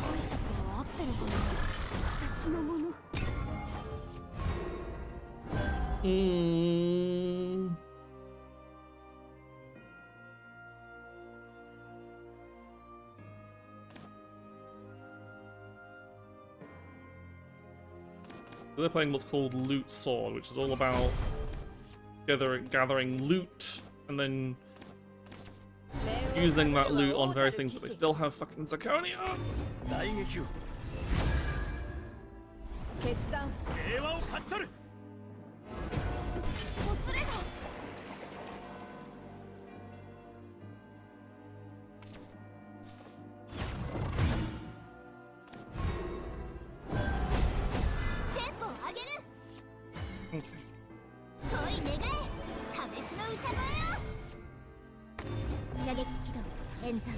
And this. I would like healing, please. Ah, I wasn't lucky. You have to leave 2 goddamn bodies on the board. So little that can deal with that. It's really annoying. Like, not in Portal anyway, and that, like, kept Portal, like, so low tier is the fact they can't answer most of Sword's bullshit. Like, Artifact has a slightly better chance, but it can't deal with a bunch of other Sword's bullshit. I can deal with them whatever they play next because I've got... Unless depends what they play, actually. If they play 2 bodies, I'm fucked.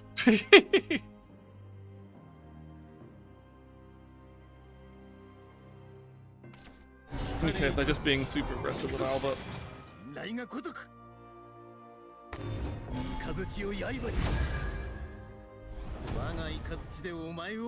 then they're going to hit me for a lot of damage next turn. Albert knocked me down to 10. So that's actually not quite dead.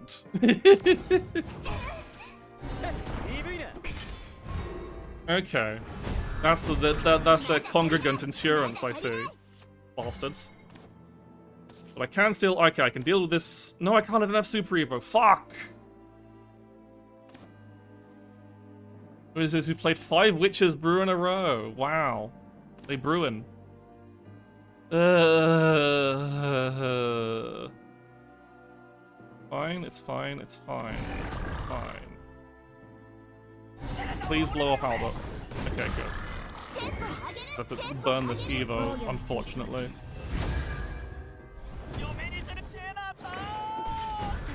This means I am alive. Next turn.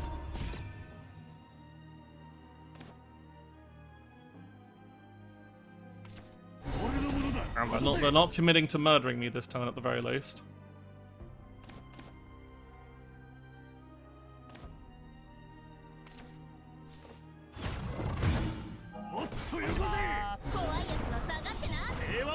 Put an annoyingly wide board out. Appreciate it. The man-shaped cannon, yeah. I think I do Sylvia here just because I need to heal out of dying range.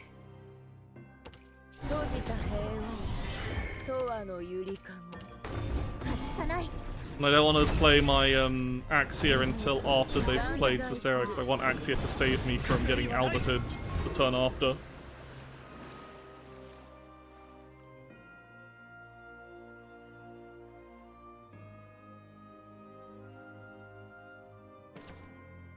Yeah, so they're gonna play their Cicera. Do that. Super Evolve them.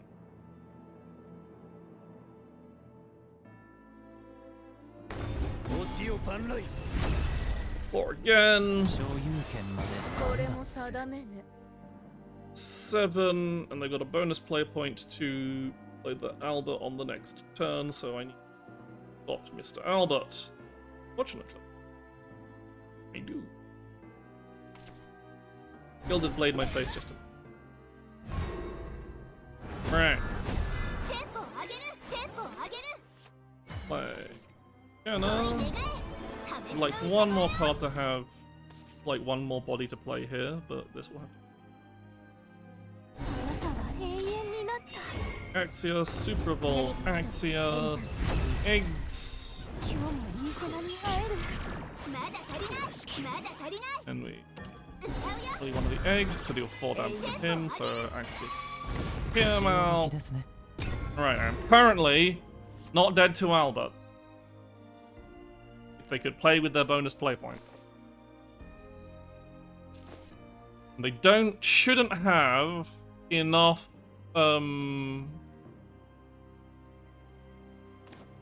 enough loot to play Cicero again. If they don't heal... No, I don't have Super Evolve, so I can't kill that. They're just Alberting, okay.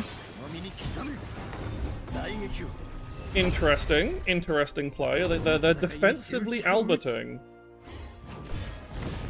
Or are they offensively Alberting?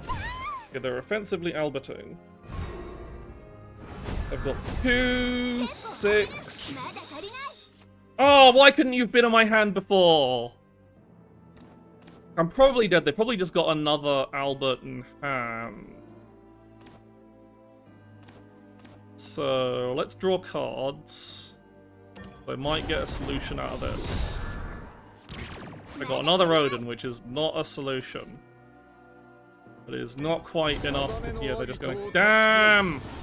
I tried so hard, but in the end, I was 1 off! 1 damage off!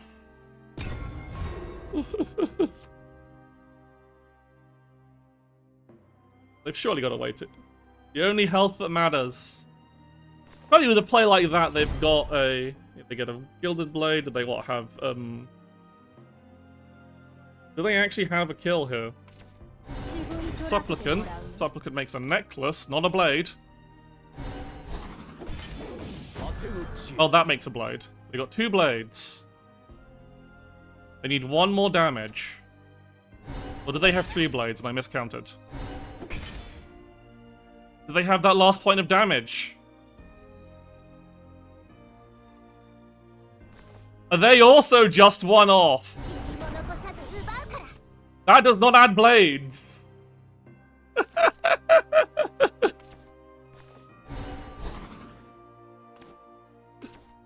They get to heal to 3. That is not enough to save you, my friend.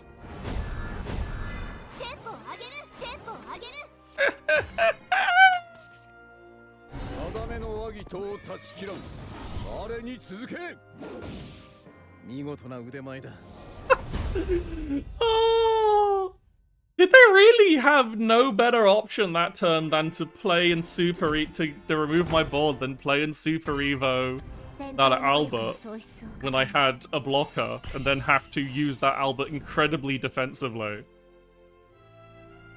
See, that was me being incredibly... The thing is, unfortunate for them, but that possibility wouldn't have existed if I wasn't incredibly smart. I want to just... I'm going to be a bit out my own arse here, and also hopefully make this a learning experience. Beats. They give me rupees. Go on, 10,000 cards. Right. There's a learning experience time. Learning experience, because that was a good game to kind of, like, be educated on.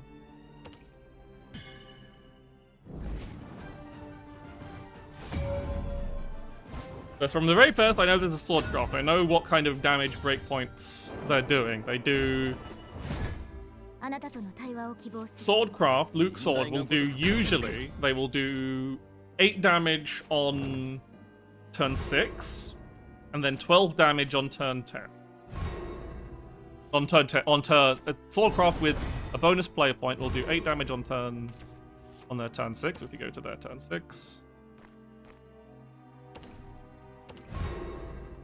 No, they actually waited a turn before they did necessarily, didn't they? They did it on 7. They wanted to do it. They didn't want to let me, I guess, heal up too much. So I know they're going to do 8 damage on their next turn, which is 8. That was their turn 7. Oh, sorry. That's why I healed up to that much with Sylvia. So I know they're doing this Cicero thing. I guess they're doing 9 damage because they're using the blade. I know they use the blade.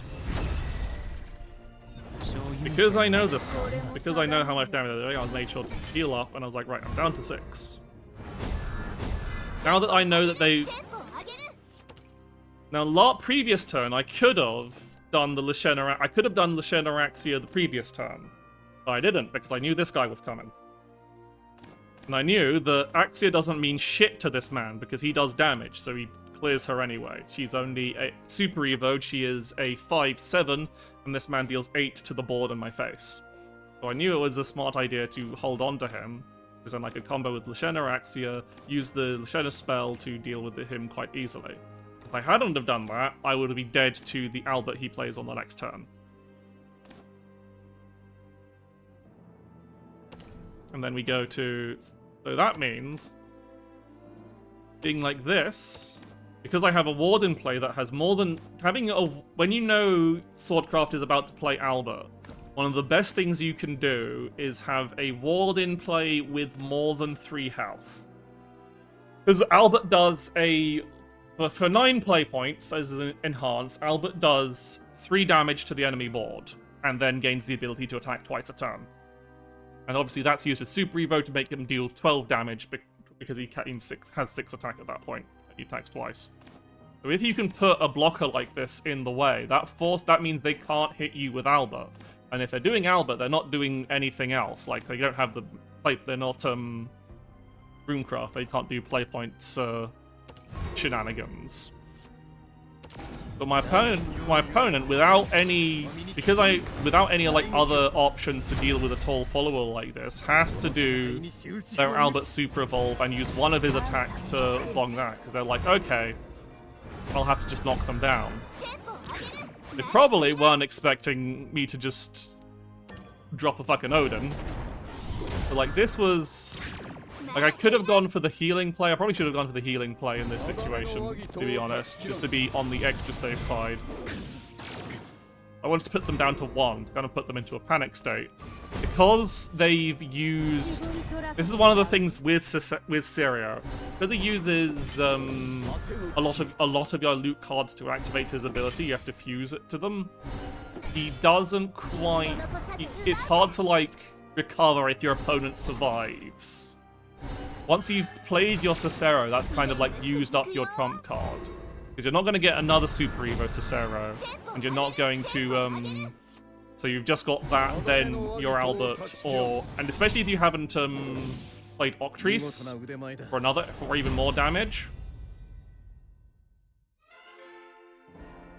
So that's kind of like how to play against Loot Sword. It's kind of like knowing how much damage they can do and realizing their weaknesses. You can generally, if you see a Loot Sword player not get that early Octrice, either turn 3 or turn 4, then you can exploit that because you know they're not going to have that much damage. Especially if they don't, if Octrice say comes up, if they have to play the Cicero before Octrice, because then they lose a very quick way of using the crest countdown. I probably should explain what Octrice does. Kind of like explain this lesson for people who don't know. Octrice is another part of the... I have one of them. So Octrice gives you the 3play.33 that gives you her crest, and the crest has countdown 8. Whenever you play or fuse a loot card, whenever you basically bolt a loot card onto Zero, or there's another spell that you can use loot cards to, you reduce that countdown by another 1. Countdown, it reduces every turn. And when that countdown hits 0, puts this spell into your hand, which is a 1 play point spell that deals 4 damage split between all enemies. Which means if your opponent has no board, that's 1 damage, 1 play point for 4 damage to health. So that's what...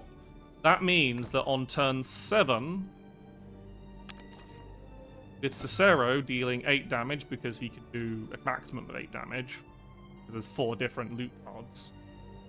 He does it on he does 4 damage on Fanfare and then 4 damage on Super Evolve. That's 12 damage on turn 7, which is a lot. Usually, depending on how aggressive your early game has been, that might be lethal. But sometimes it isn't. Sometimes your opponent has managed to hold off. But generally, that then leads to the Albert finish, where he just attacks 2 times a 9, or even before then, or even something like Odin or something. So beating Loot Sword is like knowing, okay, I am going to take 12 damage on this turn. How do I play around it? If I know they're going to play Cicero on this turn, because if they leave it, they're putting themselves at risk. What kind of board do I want to commit to that turn? Because it has to be a board that you're okay with losing, unless it's a board that has more than, with multiple followers with more than 8 health, which is a very hard thing to do at that point at the turns that Cicero comes down. You don't really do that as Ward Haven, really. Like, even this deck's biggest follower, which is a max-sized Devotee of Destruction, only survives that with Evo or Super Evo, and then because Cicero is Super Evo'd anyway, he gets to bonk into it, and you just take an extra point of damage, so... That's kind of like what you have to think about when playing against Loot Sword, is just like, how am I going to survive 12 damage on turn 7? Because if you do survive that damage, and you do have a way to not get killed by Albert shortly after, they do then have almost no follow-up. Because Cicero requires such an investment to do, because they need to play their loot cards beforehand to also get a kind of value going, and so they're not going to have more Octrices, they're not going to have another Cicero that does a lot of damage. Especially because they're not likely to have the Super Evo points for it, as well. So it's a very all-in kind of deck. Loot Sword is like, either you kill your opponent or you have nothing and you are destitute and you die. And learning how to counteract its big damage is, again, part of what helps you out. What is how you beat it. So that's through healing. Mostly through healing. There's not really that many ways to stop a lot of its damage. If you heal, if you pressure them early enough while still being able to deal with their board state, that also leaves them in a bit of an awkward position. If you make a board that, again, that can survive Cicero somehow, either by Abyss card. Actually, no, a bit because he does his damage in two parts. Abyss doesn't really survive it either. You can use Cerberus to make his punching board, but like the main thing is going, okay, I would like to not die to Albert or a lot of them also, because a lot of them realize this weakness, a lot of them will also run some other cards, kind of like hit. They'll also run They'll also run Ravening Tentacles just to deal 5. That can just deal 5 damage straight to your face to kind of like finish you off. So that's the thing you have to be careful. Just if you have a ward in play, you also have to think, am I above 5 health? Because this can also kill you. That's another thing that could have killed me in that game. They usually only run 1 copy of these because it's more of a tech card against ward boards than it is like a core part of the deck. Like in most cases, you'd rather have Albert or even a Centaur Centurion because that threatens more damage. I hope that was slightly informative. I just wanted to ramble on because I just like that. That game was insane. Previous game, the fucking Dragoncraft game against the Dragoncraft player was just fucked up.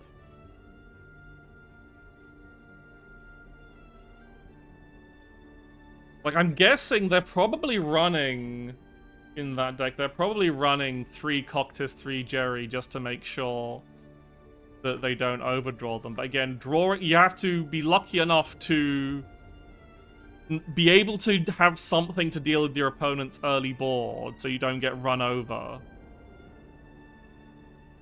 And you have 1 spell that does that, by the way.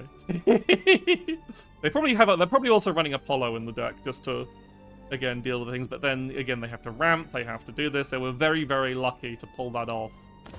And that I drew, like, garbage. Let's do one more match.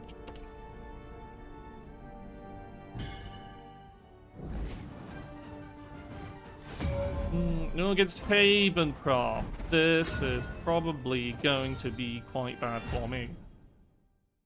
Havencraft is a pretty rough matchup for me because they heal too good.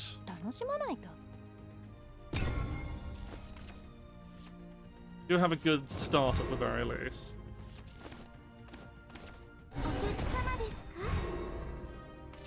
Here they go.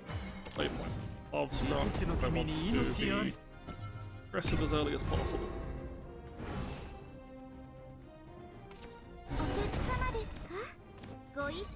Okay, I didn't play the big guy. Yeah, I could play the love. Oh, I've committed to playing Soprano now because I've played the puppet.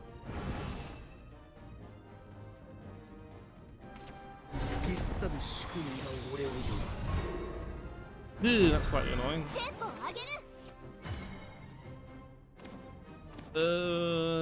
Probably Puppeteer. So yeah, they're playing Fight the Hair.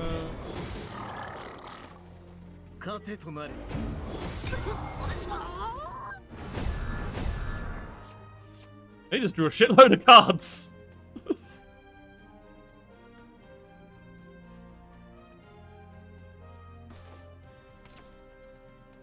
Okay, Blinding Faith on a single 2/2. That's fine.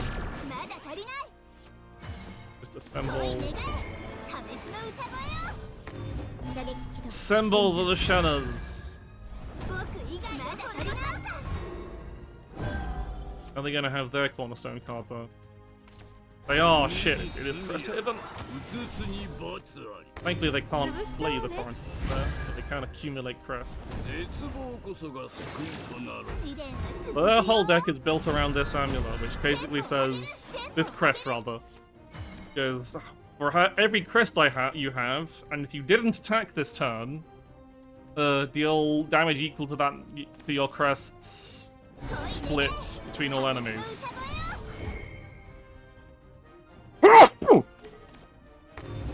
Yes, the Shannon is going to get banished.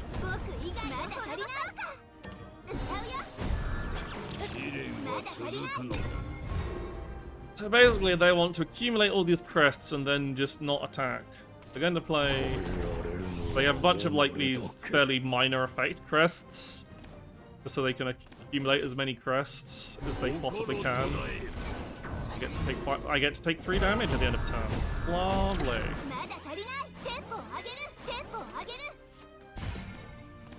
I don't have... Ugh. Really like to... I'm just going to be as... Like, the longer this game goes, the better it's going to be for them. So, I'm just going to be as aggressive as possible. I don't give a shit if it's a bad Odin target. I want to kill. The moment they have 5 crests is when I'm really in trouble. We might not see that. Okay. Jillian leasing to...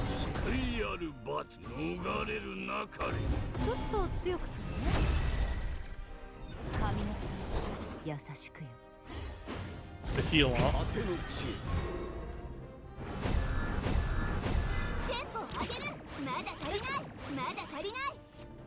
I'm actually going to do this, yeah, this will work out better if I Odin that's effective, because that's a heal for 4, that's effectively doing an additional 4 damage. I fucked up. I thought I had an extra play point.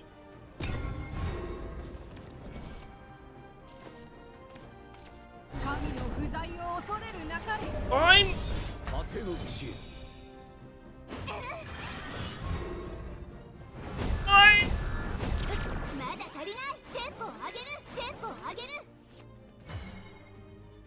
Fine.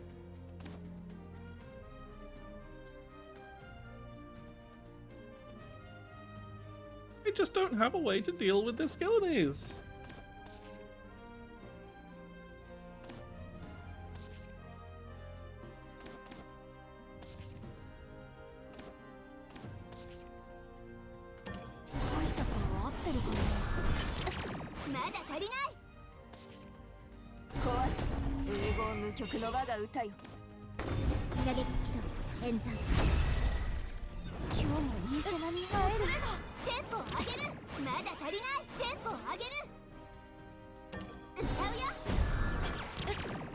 I don't have a way to deal with Gillenese. Maybe this will shoot her. It will not. Fuck.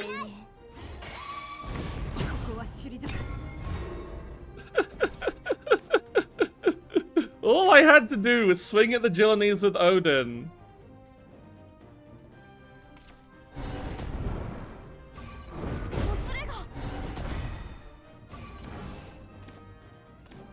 I think they forgot that, this is actually going surprisingly well, though. Okay. Problem is, I do have to use this dogged one as removal, because otherwise I'm just leaving this on board. I don't have a way to... If I play both the puppet theaters, I don't have space to play the puppets. Now I'm just giving them free reign to sit there. God, this would have gone so much better if I hadn't fucked up that Odin play and gotten too greedy. Because I'd played the Odin on the previous turn. My brain was like, oh, I can just use... I have 8 play points. No, I bonus play pointed out that one. And now I can't deal with this congregant because I don't have... Oh, I'm just leaving. I'm done. There's no point carrying on with this. That was embarrassing. Like, I could have salvaged it. I could have Odin'd and traded the Gillenese, and that would have still been a good turn. And my opponent would probably be dead by now, because they wouldn't have a board to play. They wouldn't have been able to heal for over 10 by having fucking a free Gillenese left on the board with a free Drain follower to buff up repeatedly. You don't want any of these cards. Oh, I'm sorry, chat. I'm what?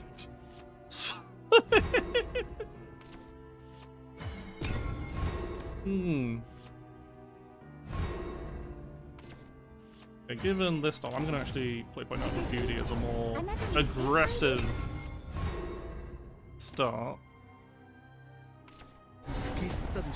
Here is Grimnir. What's my solution to Grimnir? Oh, you're my solution to Grimnir. This is no crest table.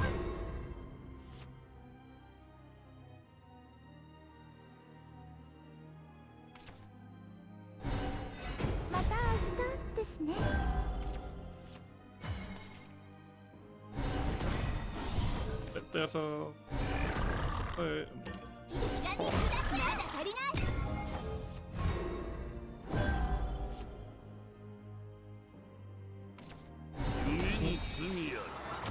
You always get Marwyn. Finding Cresthaven, getting the win con right away.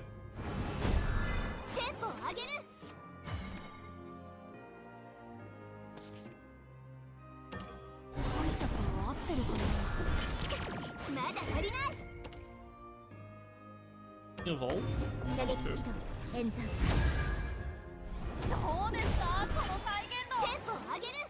Still needs to finish off. If I wait until the turn when she gets to activate a spell, it's too slow.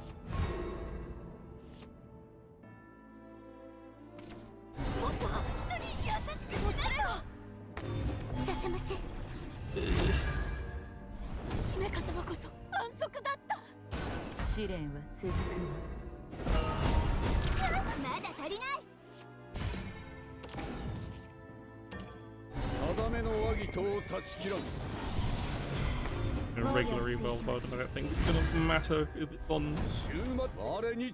When I need those super evos for these Axias.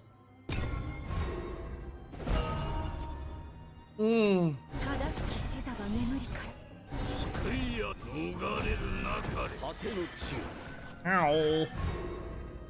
Ah.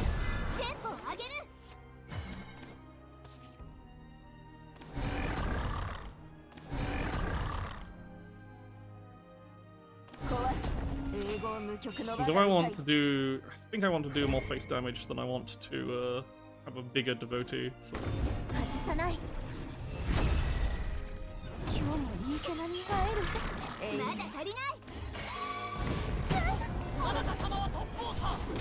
Be a 6/6 as well. This is slightly out of John's shooting range, though I guess they'll just John and then deal 4 damage if they're all at crests. Off their Marwyn crest, 2 damage to my face, and I'll be like, I haven't got any card draw. I really need card draw.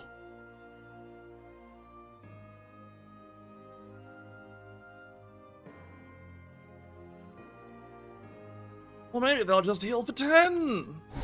Okay, they're not healing for 10. Oh, sorry. Doesn't clear... I will clear my board with, Actually, no, not if they... Oh, they will. Lucky.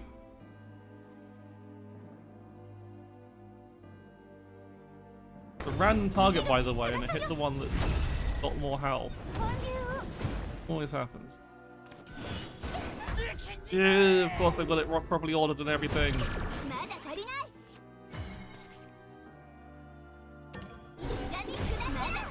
I'm going to single fucking follow-up.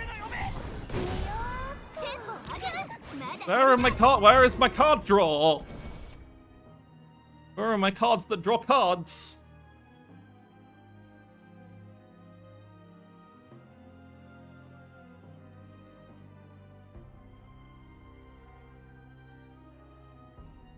I've got a load of cards that draw cards, and they're all in the bottom half of my deck apparently. I'll Marwyn just so they can banish my guy, I guess. Now they're at max crests.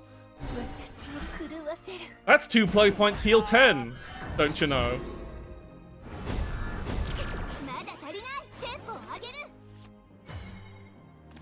Don't you love someone having access to 2 play points, heal 10?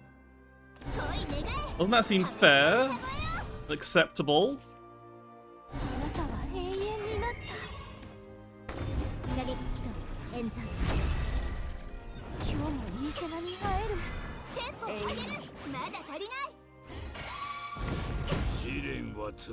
No point shooting.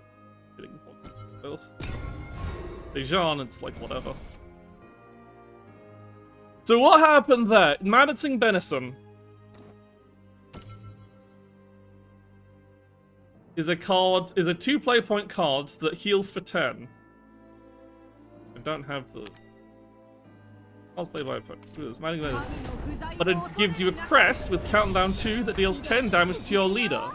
However, they have 5 crests, so they can't get another crest. So it's just 2 play points heal 10.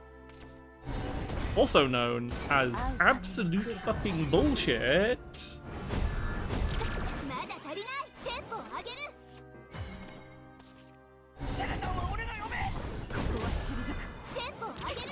I honestly think it might need to be nerfed. Because it's just like... they've already got so much healing. Why do they need to get 2 play points heal 10 for free? No downside. Heal 10!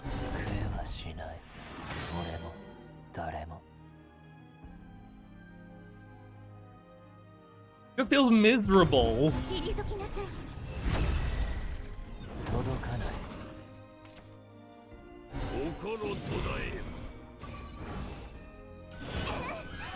Give it 5.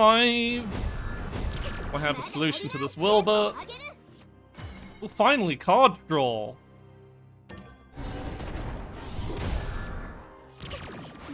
You are not a solution to Wilbur. I don't think, unless I get a game like last game and I don't fuck it up, I don't think I beat Cresthaven ever. Just not doable. It's just one of those control decks that's depressing to lose to, because you think you're winning and then suddenly they heal for, again, I must stress, they heal for 10 life or 2 play points. 10 life or 2 play points.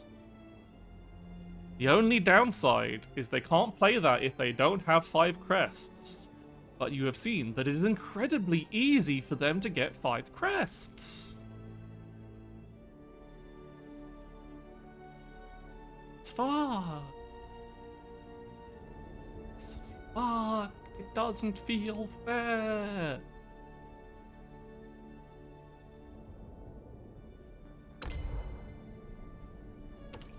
One more game. I'm salty. Tilt queuing now. Like, again, it's probably... I feel extra salty because the deck I play is probably a poor matchup for it. But also...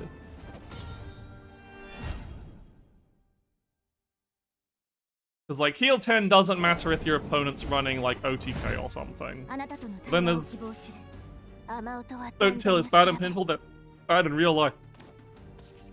Like, it does just lose to, Control Forest. Control Forest just demolishes that deck. So it's not like it's... Maybe I should play Control Forest. I don't think I have the cards to play Control Forest, though. Anyway, we'll keep all these on. Ah, perfect.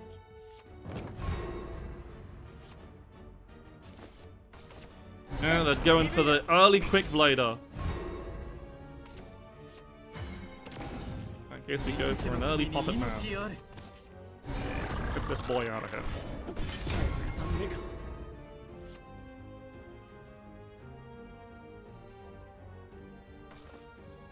Slow the fuck down!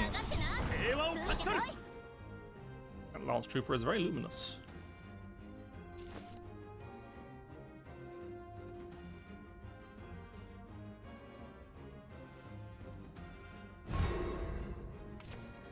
Okay. Pop that out. Do free to trade one of their 1/1s. I don't give a shit.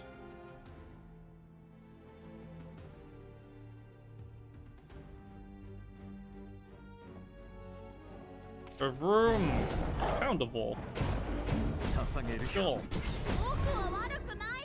It feels like a. Ooh. I think I want to play this. I can save the other stuff for after I've gotten Lashena out, and thusly I've got free fodder for it. Also, in puppet and armored puppets are just too useful to keep around. Like, that has Bane, which is usually scary. Lashana, however, does not give a fuck.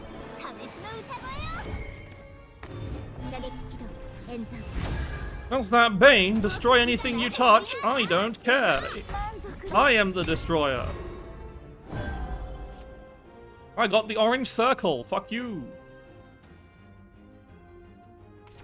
I did get Zucchini off that, but now I'm in a much better, because I saved those enhanced puppets, I'm in a much better position to deal with all this nonsense. Okay.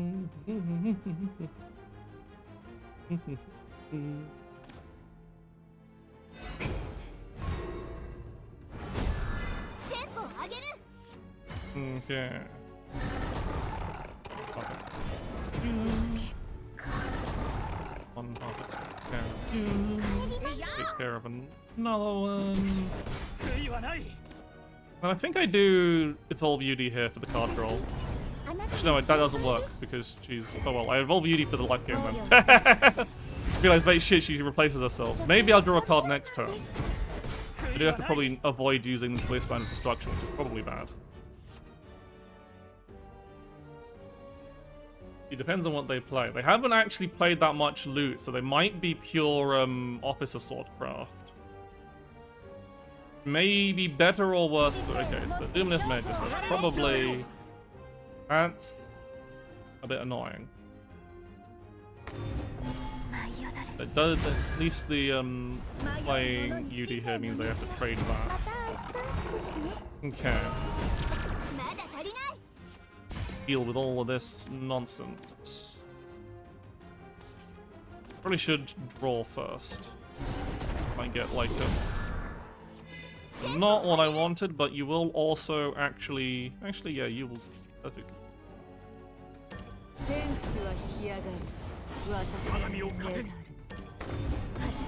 This duelist plays swordcraft the old-fashioned way, without any larceny whatsoever. I'm actually gonna play point out so that I can get not a right.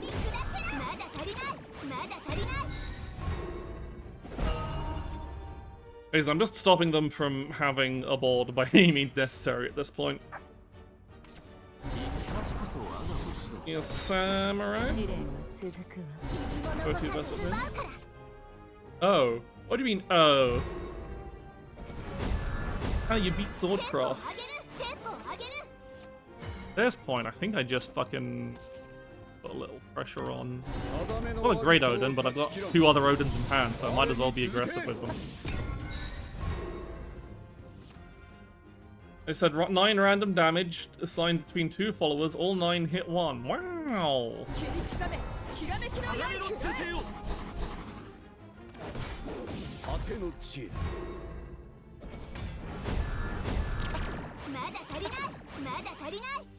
This is slightly annoying, but manageable. And let's get a...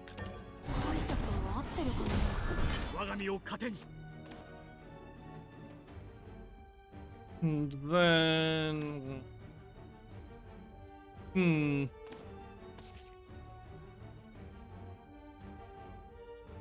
Yeah, I have to do the Chinese turn again. Just to... You can do this. You can do this.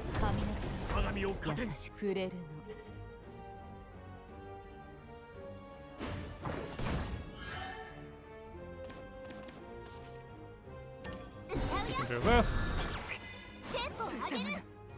Do this to draw a card.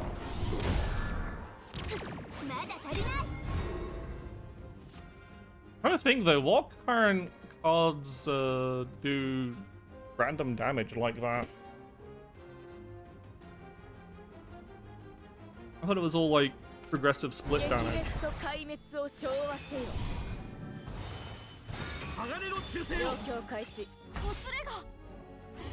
Oh, split between. Yeah, that's not random.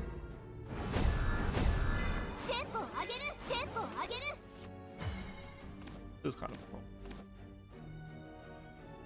That's not random damage, you fool. No, split between, right. So split between starts from the earliest played follower to the latest. So example, if I were to play split between damage card here, it would target Gildara first, then this guy, because she entered the first, then she put in those. So it goes, on your opponent's side, it goes from right to left, and your side, it goes from left to right. It is not random. Anyway, I can't actually deal with this entire board, which also kind of sucks, but I can.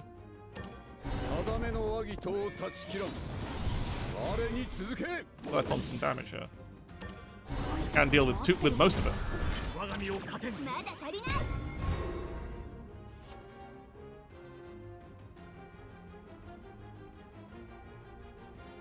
This means ordering of your cards is actually very important. Like this I had to play in this order because I didn't want this random shot to hit their, Yeah, that forces a very defensive play out.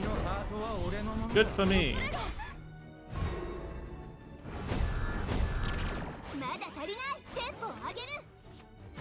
I don't have any Evo points. I can't, I just win now. That's 3 damage. That's another 3 damage. Like, there are single hits that are random targets, but when it says split between, it is not random. Thank you, Dogged One. It's still absolutely hilarious. It's like, okay, that's the name you chose for this card, then. That's the English name you went. That's the translation you went for that card. Are you aware of what people will say about, I know it's a real term. I know what dogged does mean, but you should have been aware of the internet because they're not going to take it for what it really means. Well, I do like her because she feels like she's not. There's too many differences, but she does look like she's supposed to hearken to Maisha from the first game. But Maisha's boyfriend was a lion, not a dog.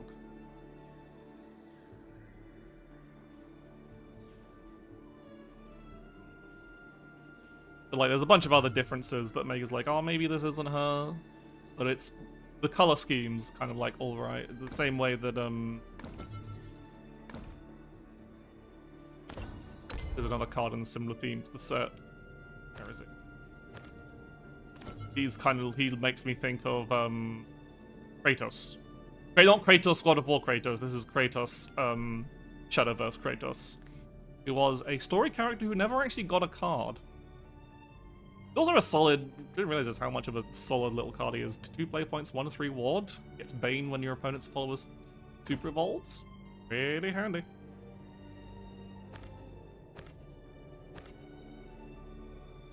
But yeah, I think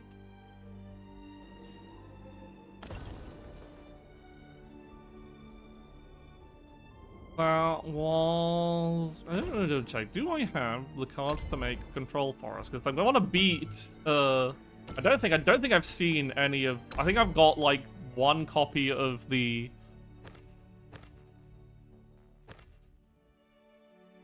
funniest games outside the tournament. Yeah, absolutely wild. Let's see, forest. No, this is a swordcraft deck. Whoops. I don't want to make swordcraft. I want to make a forest craft. Maybe I can just fill in with opulent rose queens.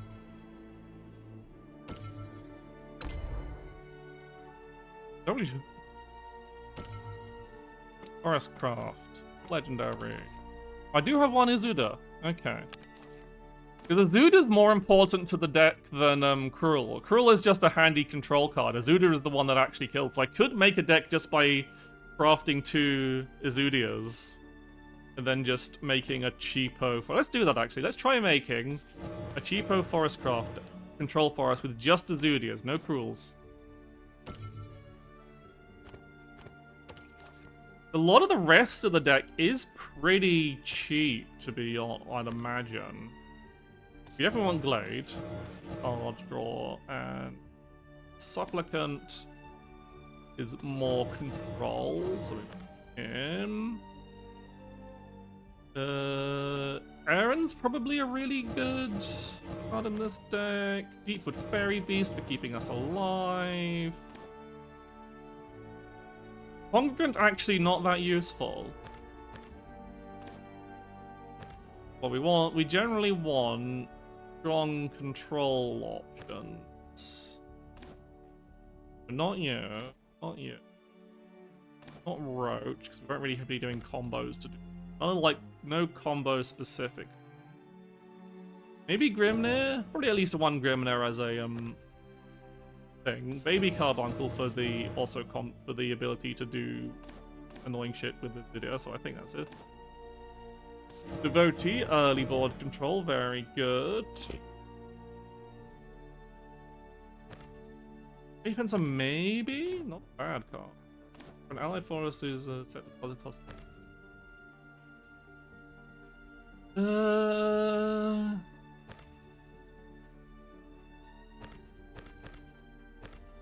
don't have any copies of Bestial Swipe. Wait, it is just select a color on the fall and deal 4 damage. Okay, let's have that. Just really efficient removal. Pick for 4? Wow. I guess because it doesn't do anything else. Gillenese, very important. I've only got 2. Maybe I could probably make it worth making a 3rd Gillenese. That'll just be good for other decks as well. And I've got the vials for doing some crafting. All I need is so fast if I can make it so I don't want to go this. Hamlet's probably good to have because it's lets me build around some cards. Don't need Godwood in this deck.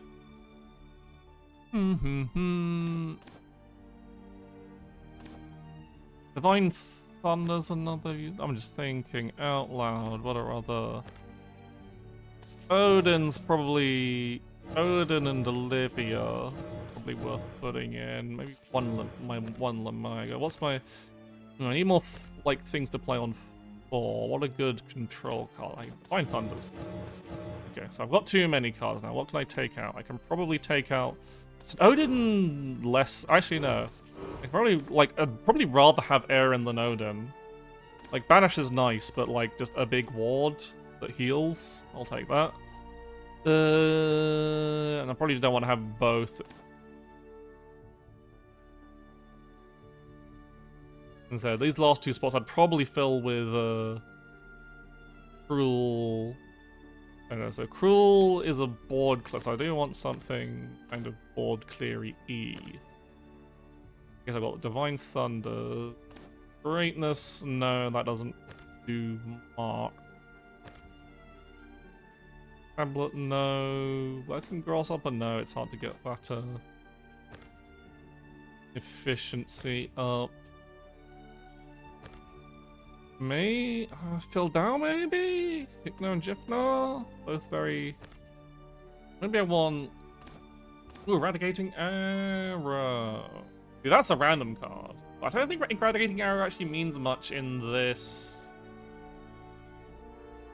deck.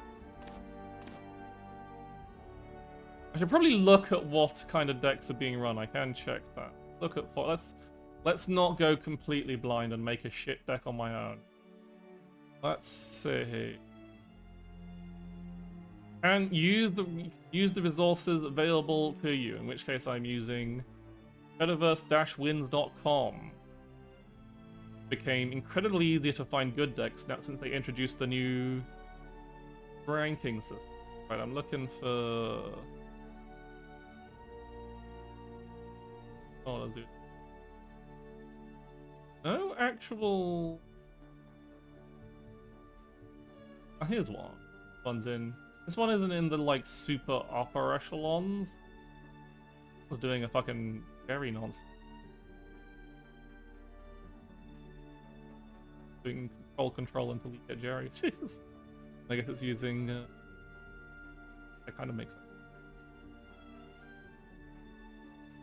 You know, a lot of more people just playing... Roach. Interesting. Roach is just better, but I don't want to play Roach. Playing Roach hurts your brain.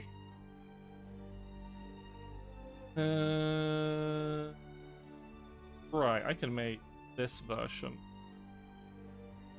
So it's 3 bug alerts. Only 1 baby carbuncle. That's it. No devotee. Interesting.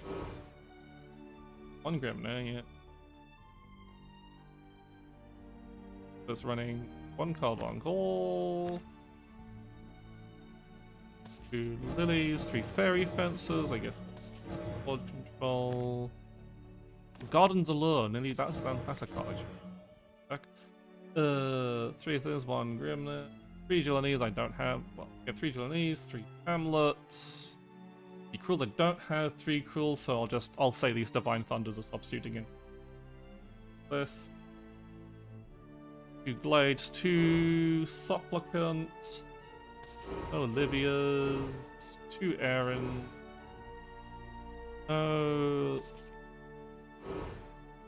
3. 2 Fairy Beasts. Something.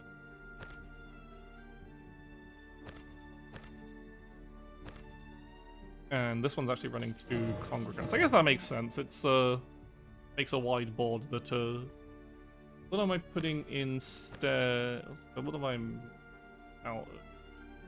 Oh, 2 bug alerts. Oh, it's 2 Fairy Whispering.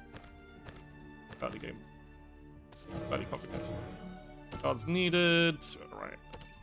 Slam those out.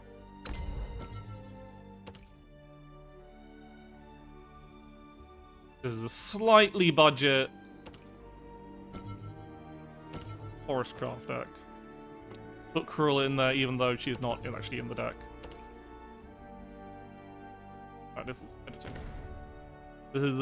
This is a control OTK kind of deck, so let's play it all unranked and see how it does.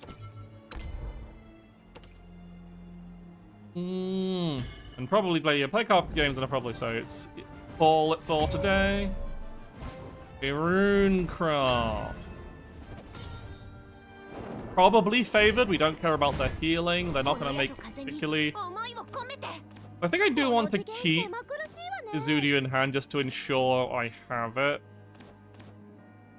So I probably don't need Lily against like when my deck is solely built around this guy. No, now a second one. That's good. I guess because you definitely want to draw 2 of him across the course of the game.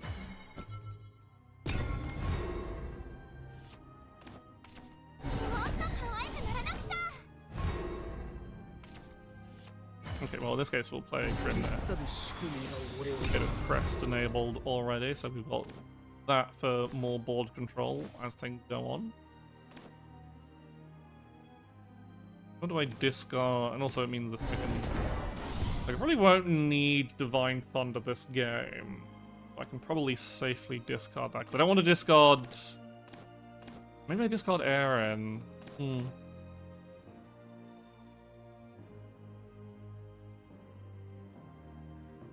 This is the only baby carbuncle I have in the deck, and it lets me do my Izudio combo 1 turn earlier.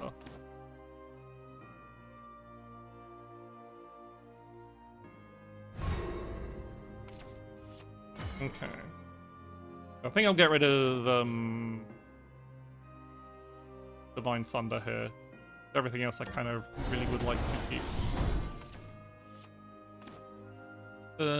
Do I engage this now? I said, since I don't actually care about dealing damage, I might as well trade.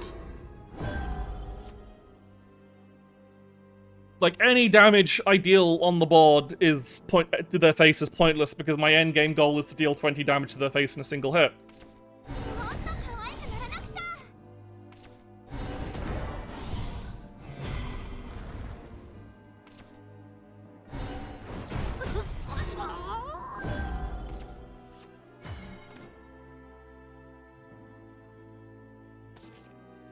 So I kind of want to just use as low... I am just like... Just do this. This will give me hand size to do other stuff with later. Again, just Don't spend resources I don't need. I've got my combo pieces in hand. They're going to... Okay, that's the problem. That's Norman for things that are scary. At the very least... Can do that. Want that. A glade. Full glade. On the shield, so I leave one golem up, but again, there's no point engaging the amulet until absolutely necessary. The reasonably late version.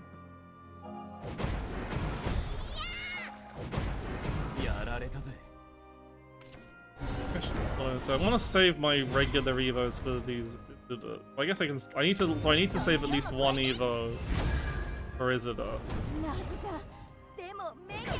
Suppose I don't really need to care about this singular guardian golem. I can just like air in their Burgeon and pass the turn. I don't like. There's no reason to kill this 3/3.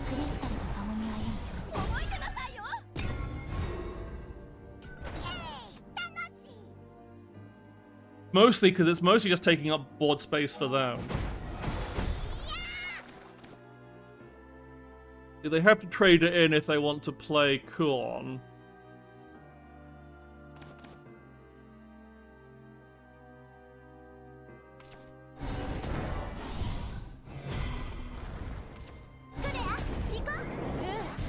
Oh, that's not a problem.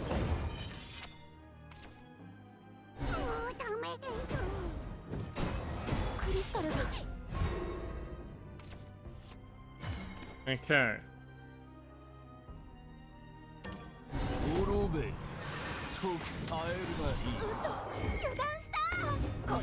We evolve him to get our handy dandy spell. And we aren't overdrawing now, but given the cards we have on hand, we really don't care. What we need to do is to survive until turn 10. Then we can Baby Carbuncle, Izudia, because that will cost 3, yeah.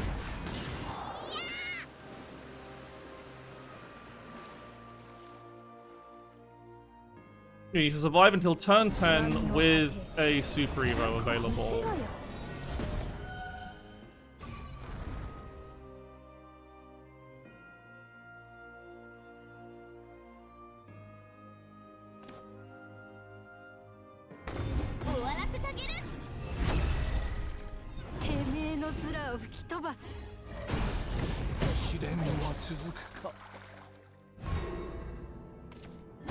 Yeah, that would have been quite nice to have, actually. Shit. Okay, yeah, I need to do this. We can full clear this board, excellent.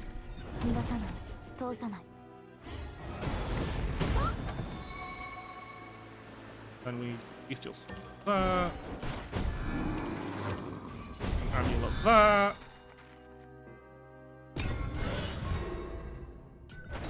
Oh no, it's fucking. Oh no, yeah, I need one more turn. Shit. It's fine, it's fine, it's fine. End of my turn. I've miscounted. Of course, because when the other person was doing it, they were going they're doing a fast coctus.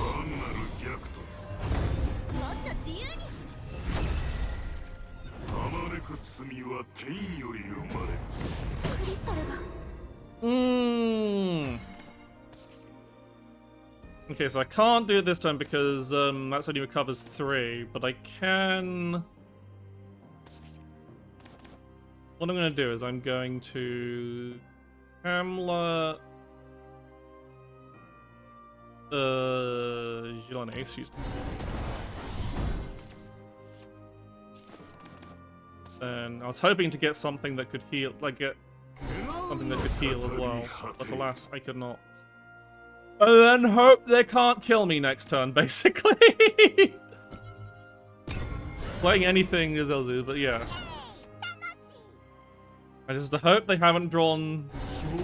That doesn't kill me. That doesn't kill me.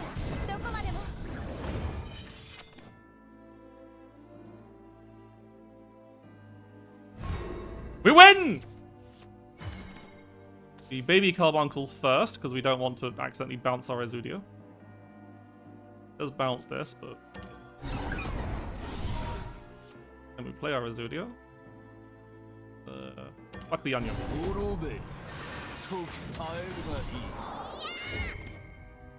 Super evolve the baby carbuncle. Recover 3 player points. We get to play 20 damage Lighting Onslaught. God, it feels good to just obliterate a Runecraft deck. I don't give a shit about how much you can heal. I'm just killing you. Old man simply says, die. Okay, I do like that.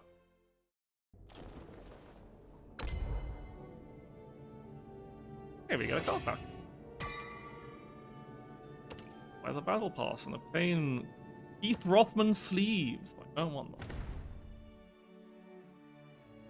Hopefully, the next battle pass, if the battle pass is using the same character type, so hopefully it will have a cool, there's a Dragoncraft leader, that a potential Gravitar.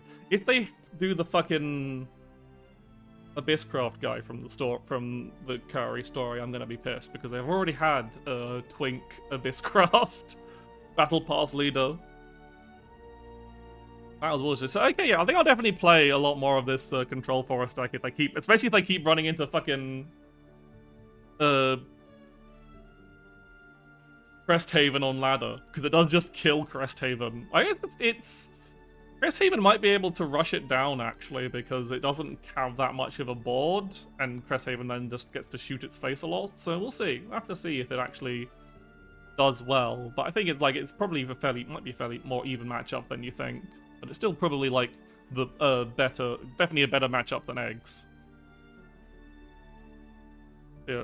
One thing I just wanted to point out, I keep noticing, is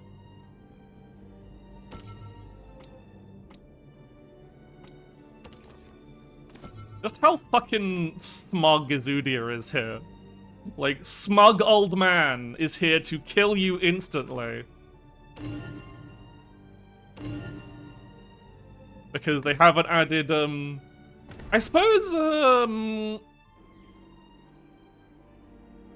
I do suppose Havencraft does have the ability to give themselves barrier, which does protect themselves from OTK, from the 20 damage. But if they have a board that I can knock out with the with a Super Evolve follower, then that just means I have to make sure I have a Super Evolve free that turn.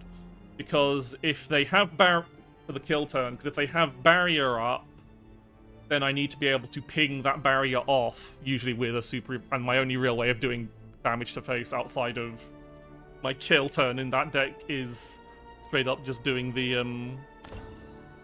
is a straight up Super Evolve ping. And it's a very good deck at like holding on to your Evos. So I think obliterating someone for 20 damage is a good good start, sir. Sorry. Yeah, so tomorrow, again, I know it's on the schedule, it says tonight, but that's because that's what we had to change it. Tomorrow I will be teaching. I'm gonna make sure. I'm always worried that I'm going to mistype somebody's name. Just scrolling up in chat. I can just copy paste it. Tomorrow, on the channel of the lovely, beloved, the sexy robot that you've probably seen me flirting with a lot. The lovely Eisve Machina, who I'm going to be teaching today. There's a much... That's you! That's you, babe! You're going to be learning under me. I'll make a diamond rank player out of you. Eventually. That'll be fun. That'll be over on her channel. That'll be at 8:30 p.m. or 8 p.m. PST. I can't actually remember, but it's the same time as it's got scheduled to be. Probably 8:30. But that'll be tomorrow. And they're in relation to you again. So yeah, that's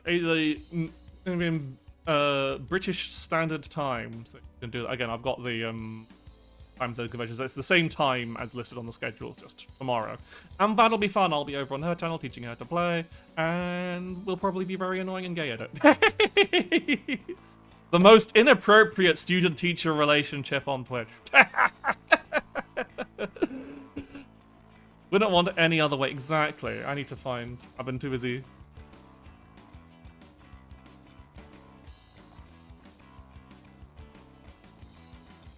Will we actually be able to focus on learning, or will we just flirt for the whole time? Who knows? Who knows? Now I gotta rethink this whole No, don't redo the whole drawing. The drawing you've been doing for it's really good. Keep up. You don't have to faff around with outfits at this point. No, I'm not. Don't overwork yourself. You can follow this pathway too. You can do the doodle another time, but given the time frame, don't go too crazy. Don't injure yourself.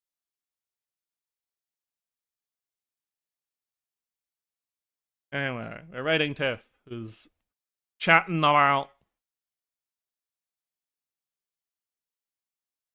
and having a good time. But yeah, so thank you all for watching. That was a wild ride of games today. We got to, I said, I'm still playing, saw the fucking Fenny into Jerry ruler turn. It's like, what the hell? Absolutely insane. It might actually be a deck. I'll have to double check, because I think I saw it on in the high ranks on World Beyond, on the Beyond rankings in, or at least the ultimate rankings in Shadowverse Wins. But yeah, so say hi to Tiff, have a nice chat, and I need to go start making dinner. So bye. Hang on, I can't. My phone's still not working. I can't. The phone I use for my touch thing isn't working. I need to find out where I've put the thing. There we go. Bye.